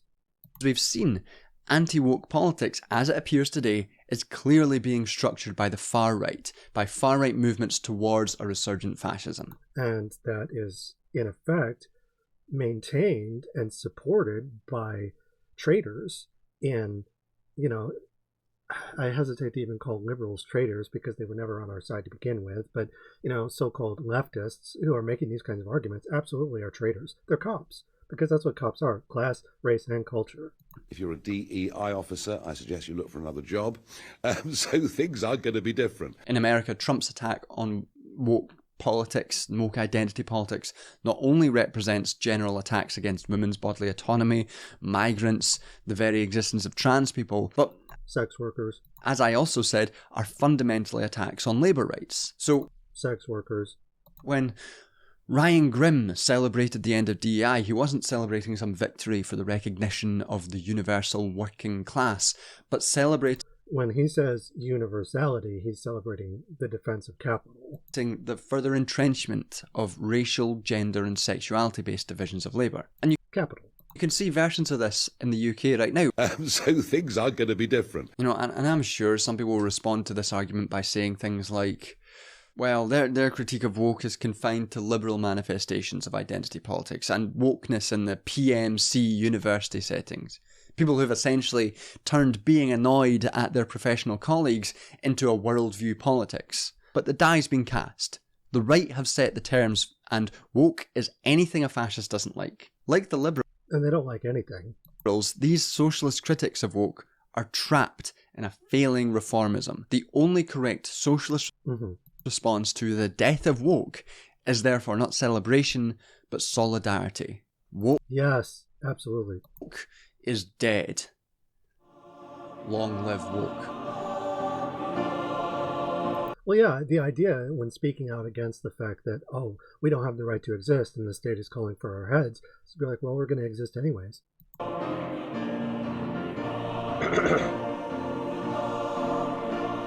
So, everything I've said so far shows how liberal and liberal socialist appeals to universalism are contradictory and require contradictory in defense of capital. Exclusion. But this isn't necessarily a defeatist position. I'm not saying that there's no chance of a unified political position. I obviously believe that real socialism, real communism, real revolution will ultimately be beneficial to all of the oppressed classes of the world and more fully realize. We're just not doing it through established politics is all. Everyone's humanity. Our intersecting, sometimes conflicting interests are not Yeah, absolutely. We have uneven degrees of privilege and oppression, and oftentimes we are approached by the state to betray our own. And not everyone does, but some people do, sadly. Insurmountable obstacle. But to get to total liberation needs a different kind of universalism. A universalism which is not an object, not a thing, but a process. Yes. Constructed through collaborative political action, founded on solidarity. Yes, so like e.g., for instance, my book series is all about that, and it is something that is designed, sex positivity versus sex coercion or Gothic communism, liberating sex work under capitalism through iconoclastic art, is inherently designed through collaboration. So this is my approach to things, and if you're curious about it, there's a gazillion links here, there's other research here, and there's a whole bunch of stuff. You know, it's non-profit, but it works with sex workers. My book, Sex Positivity versus Sex Coercion or Gothic Communism, Liberating Sex Work Under Capitalism Through Iconoclastic Art, examines the various differences between sex positivity and sex coercion in sexualized media. Its Gothic gay anarcho-communism combines a wide variety of theories in order to critique capital and capital's sexualization of all workers.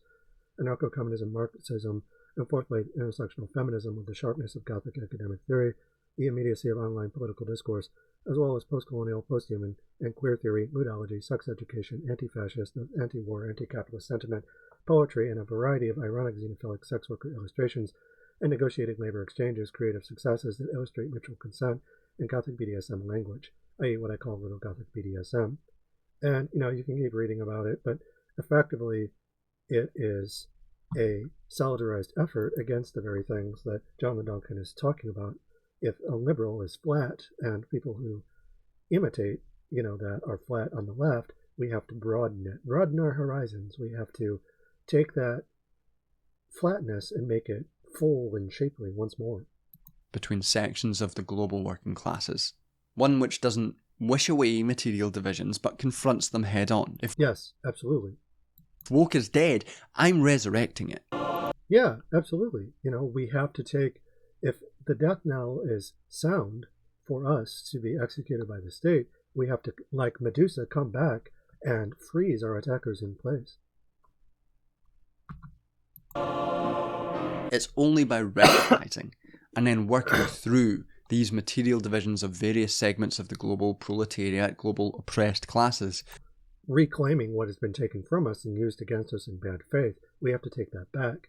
In my case, I argue through the use of monstrous labels, horrors being vampires, succubi, werewolves, zombies, aliens from outer space, or some combination of any of these and various other monsters, too many to list.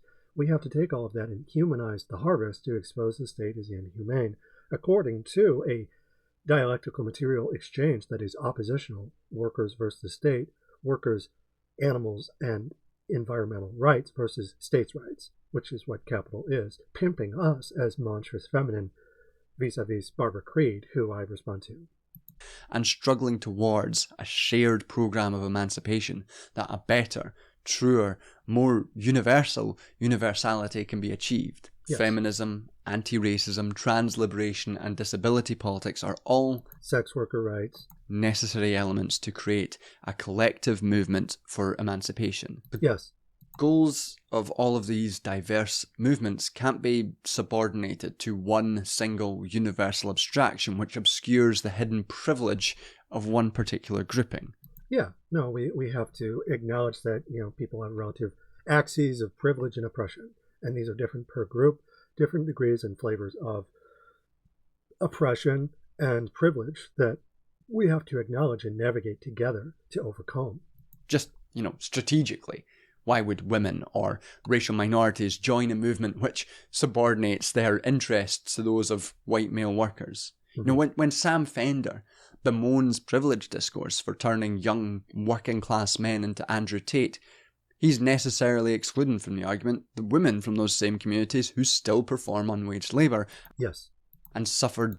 Or the sex workers that are exploited by Andrew Tate, sex trafficked. Devaluation in our misogynistic society and misogyny from the men around them. Why? Well, yeah, because if you're like, oh, think of the men in that situation, dude. What about the women? Should those women believe their emancipation can be won in a working class movement which seemingly excludes them? Why? Yeah, absolutely. Should anyone listen to a man who was hanging out with Johnny Depp the day his defamation verdict was announced? As anti-woke has increasingly become the frame for far-right politics, why would any minority group seek to join with a movement which appears to cheer on these measures in the name of universality? Well, it's funny you asked that. This video, Gen X goes full mask off. They voted for Trump and they're Hispanic American. And they spend an entire video dead naming me and attacking me because according to them, I'm racist. I'm against, universal liberation of all workers. But it's the same kind of arguments. Why would anyone do that? And I asked the question, why are they doing that? Well, they seem, for one reason or another, to believe that they're keeping themselves and their families safe. But it's black skin or brown skin, white masks. They're a racial minority. And I've heard someone said that they're from Cuba. I haven't confirmed the exact place that they come from, but they say, they come from a family of refugees and they're Hispanic and they punch down against someone like me, despite the fact that, I have white skin, I'm trans. Why would people do it? Well, they do it to assimilate. They do it to fight for the nation. What is life? Life is, and Hitler, after the Battle of Stalingrad, he asked that question. The individual must die anyways. The state must survive afterwards. Something like that, And it's like they fight for the state. They fight to be on the side of the executioner, as Howard Zinn puts it. So while this liberal socialist universality imposes a universal category upon the global working class, staying universally woke would be to collaboratively construct fucking oath. Yeah, preach, dude. Absolutely. A universalizing project through solidarity. Yes. Ding, ding, ding, which, again, is my book series. Let's see here. Whoops. Yeah. Well, it's about making Marx gay, but also, if we scroll back up, all the people that I work with, and all the research that I do about a lot of different things, it's all towards a project of universal liberation, solidarity that recognizes how we're divided through the bad faith language of universality, which is just, through the liberal code for capital and white male hegemony ever and always. Only then can we generate the collective power to build shared institutions. Yes. And to overturn entrenched capitalism. Yes. Solidarity is... To overturn capitalism, period. It's ANCOM. All states are bad. All states are straight. All cops are bad. All presidents are bad. All genocide is bad. Cops, capital, bad. Founded not on the pretense that all of our struggles are exactly the same, but on... They're not. Absolutely not. And my work in particular recognizes that. Also, on a more than you seem to be doing in this video, I also talk about sex workers. You bring up a lot of things, but you don't talk about sex workers at all. And I think you should do a video about that. The recognition that we uphold each other's struggles despite their differences. Yes, absolutely.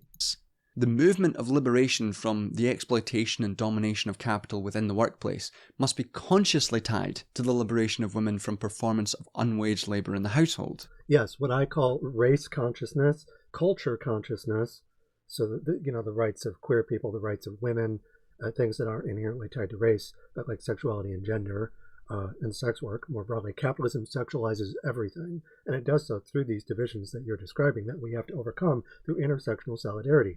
Yes, absolutely. So race consciousness, culture consciousness, and class consciousness in solidarity. However unequal we are as people, we unite together anyways. So herbos and himbos and ace people and sex workers and ninjas and anything else, like, we all stand together against capital. We have to, or they will divide and conquer us as usual. The generalized performance of household and reproductive labour must be an essential aspect of every left movement so that patriarchal divisions of labour can be abolished alongside the employment relation. And racism and all the other things. Yeah, absolutely. 100%. And on top of this, methods of organising production via race, like the border regime, must be abolished as part of a universalising labour movement. Yeah, absolutely. An actual universal labour movement. This is especially relevant as fascists like Trump and Farage are making inroads into trade unions and working class groups. Well, yeah, I mean, the idea of unions is that they work, through labor as corporatized, right? And fighting for labor under, corporate tenure. And fascism is the unification of state and corporation vis-a-vis Benito Mussolini, and labor unions are going to fall in line. Historically, I mean, and they don't just fall in line, that they historically just fought for white men first and foremost. So this is just a regression towards that, going mask off. Border politics is so deeply tied to fascism. When we can see it with Trump's rounding up of migrants into work camps in El Salvador, or with the far-right anti-immigrant riots in the UK last summer. Or even in the comments under my recent video on welfare, which had so many people making comments about how if we just got rid of the Muslims and the immigrants, then we could properly fund welfare. And yet, that's not true, because it's the Omelis refrain, right? It's the child in the basement of Omelis. When you get rid of them, the child goes into a dungeon and is tortured. We have to walk away from Omelis together. Yet I still see nominal leftists talking about the need. Exactly. Yes. You hit the nail on the fucking head, man. To take seriously people's concerns about mass immigration. And to be clear, people who say this are unwitting, or maybe witting. They absolutely know what they're doing at this point. To say that they don't is absurd. Now, I mean, I'm sure there are some that are more in the know than others, but if you have, like, party leaders that are saying this kind of stuff, there's no way that they don't have their ear to the ground. They know what they're doing. They know what Trump is. But they're selling the party down the river because they have golden parachutes. They think that they'll be kept safe. And maybe they will, but they're fucking everyone else over. That's how capital works. They're functionally capitalists. Soldiers of fascism. They're upholding racism in the name of the exclusively white working class. They are using this kind of universal idea of the working class to exclude and to be part of a fascist project. Yes. And on disability, absolutely, those disabled by a society defined by an individual's capacity to work must be just as central to the universal project of emancipation as those who are included within the workforce. Yeah, absolutely. We're fighting for all workers, disabled or not. Like, if you're disabled, you're still a worker, even if you can't work. Like, you're still a laborer. You're just not able to work. And a lot of disabled people still do some kind of work. Like, sex work is work, and it's oftentimes the only kind of work that they can do. Or they can do artwork, or they can just merely having the right to exist. You're still a laborer. It's still, in defense of one's labor, regardless of how much work you can actually do or not. They shouldn't be pit against migrants or asylum seekers, especially in moments like the Labour Party's current war against disabled people. So it's through action, collaboration and solidarity. Yes, absolutely. I'm going to just keep saying yes, because you're right. That the very form of universalism can be altered from an imposition which generates its own exclusions, which generates... Yes, absolutely. We have to take universality away from the liberal and use it ourselves, which is what I'm doing. Which is what you're doing. Racism and fascism to a process to build collective struggle. And this isn't... Yes, absolutely.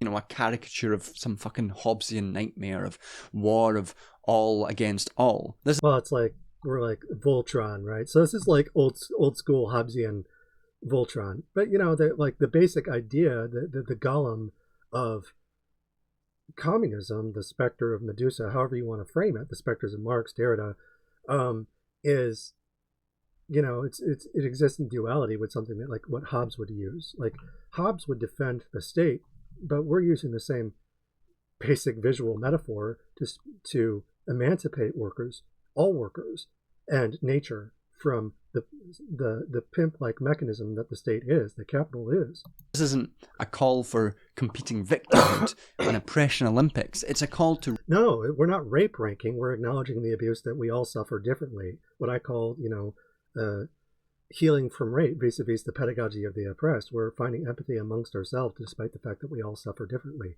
I was raped. Kuwu, someone I worked with, was raped, but it was just differently. But we still found common ground and contributed towards something that I've been trying to build myself over time. Recognize the divisions hidden by shallow, liberal, universalist attacks on woke, and to instead build a truly universal movement. If you scratch a liberal, a fascist bleeds. If you scratch a nominal leftist, a liberal bleeds, ergo a fascist. Defined by solidarity. Even if we can never truly achieve universalism, what's most important is the expansion of revolutionary subjecthood beyond any single group. And yeah, it doesn't matter if we succeed. To fight is the point. We don't have to defeat them. We just have to fight them. Building of a foundation of solidarity. It means that when left-wing public intellectuals, and to be clear, I'm using this term as loosely as fucking possible, when they rejoice at the death of woke, I will stand up and be obstinately woker than ever. Absolutely.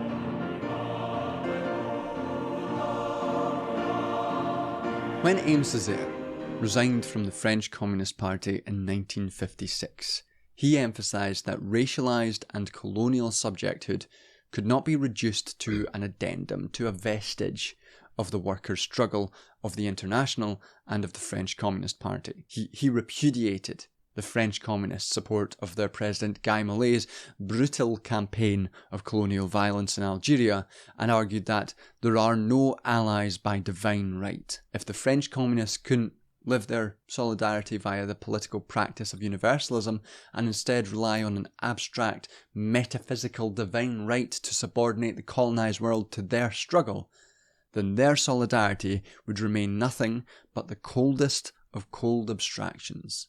For Césaire, there are two ways to lose oneself: walled segregation in the particular, or dilution in the universal. My conception of the universal is that of a universal enriched by all that is particular, a universal enriched by every particular, the deepening and coexistence of all particulars. I think we should follow Césaire and not Mollet. I think we should... Yeah, no, it's like we all have value, regardless of how you frame that. It could be value in terms of who we are in racial categories, in terms of sexuality and gender, in terms of our positions within class in ways that push towards universal liberation. Like, as long as we're doing that, we have value. Labor has infinite value to exploit. Nature has infinite value to exploit. Infinite value, infinite form. And we don't want to be reduced to any one particular thing. Diversity is strength. We should recognise the particulars of racial, gender, disabled, queer, every single woke oppression. Sex work. And avoid mystifying abstractions. Yeah, absolutely. It is precisely the moment in which woke is under attack that we should grasp more tightly to solidaristic political action. Yes. Founded on the recognition that what divides us materially can unite us politically. Yes. A project in which universalism is not an imposition to fall in line with, but a goal to struggle towards. Yes. Woke is dead. Long live woke. Alright, thanks for watching. Once again, as ever, please, if you can... Okay, so I'm gonna, cut that off there, but thanks to everyone that he shows on his screen that I'm not watching. You're all rock stars. John the Duncan, thank you for the video. It was informative. I tend to focus on things through a Gothic lens, through sex work. You don't really talk about that. So again, the things that you're talking about in your general thesis argument, a universality that doesn't exclude but pushes imperfectly and through various divisions that are different per group towards liberation, universal liberation, is basically what my work is about as well. It's just my focus is as a sex worker versus someone who's not really talking about sex work at all.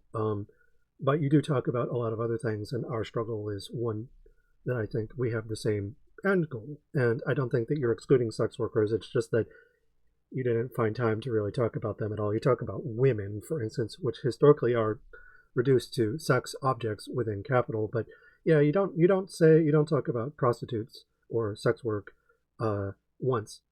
You don't talk about disabled people once, insofar as they historically do sex work. Like you mentioned disabled people, you don't talk about racial minorities that do sex work. So it's just something to keep in mind. For a future video, maybe you could talk about that. That'd be nice. But it was a great video. I liked all of your arguments. I learned more about Hobbes and Rousseau and John Locke and various other classical liberals that are being emulated by so-called nominal leftists. Now, I didn't know a lot about nominal leftists, and I didn't realize they were selling us out quite so badly. It's not really a surprise. Party leaders will do that. The party defends itself. And yeah, so thanks for that. Very educational, good stuff. Everyone, if you want to learn about neoliberalism and various other things that I talked about already in regards to John, go and subscribe to him. He does good work, and he knows what he's talking about. And he also can be quite funny, and his visual style is a lot of fun. And yeah, so it's a good video, and it's a good channel, and it's good work that John does, and I fully support it. So yeah, just a palate cleanser or something for me to talk about instead of, looking at another Nazi or another sellout. This is a good example of the opposite of that. So thanks again, John. And if you all who are watching this like the work that I do or want to share it, there will be some links in the description. Like, share, and subscribe. Check out my other stuff. I have some safe for work samples of that you can go to. And if you're curious about that, there's other places you can go to get my full works, which are definitely not safe for work because, I'm a sex worker and I do sex work. So there's no way to talk about that without showing it. Yeah, so that's the video that I wanted to do for today, just for fun. But, I'll have future videos where I'll watch something and I'll be like, I think I should talk about this. So that's what I chose to talk about today. And until next time, take care and stay safe out there.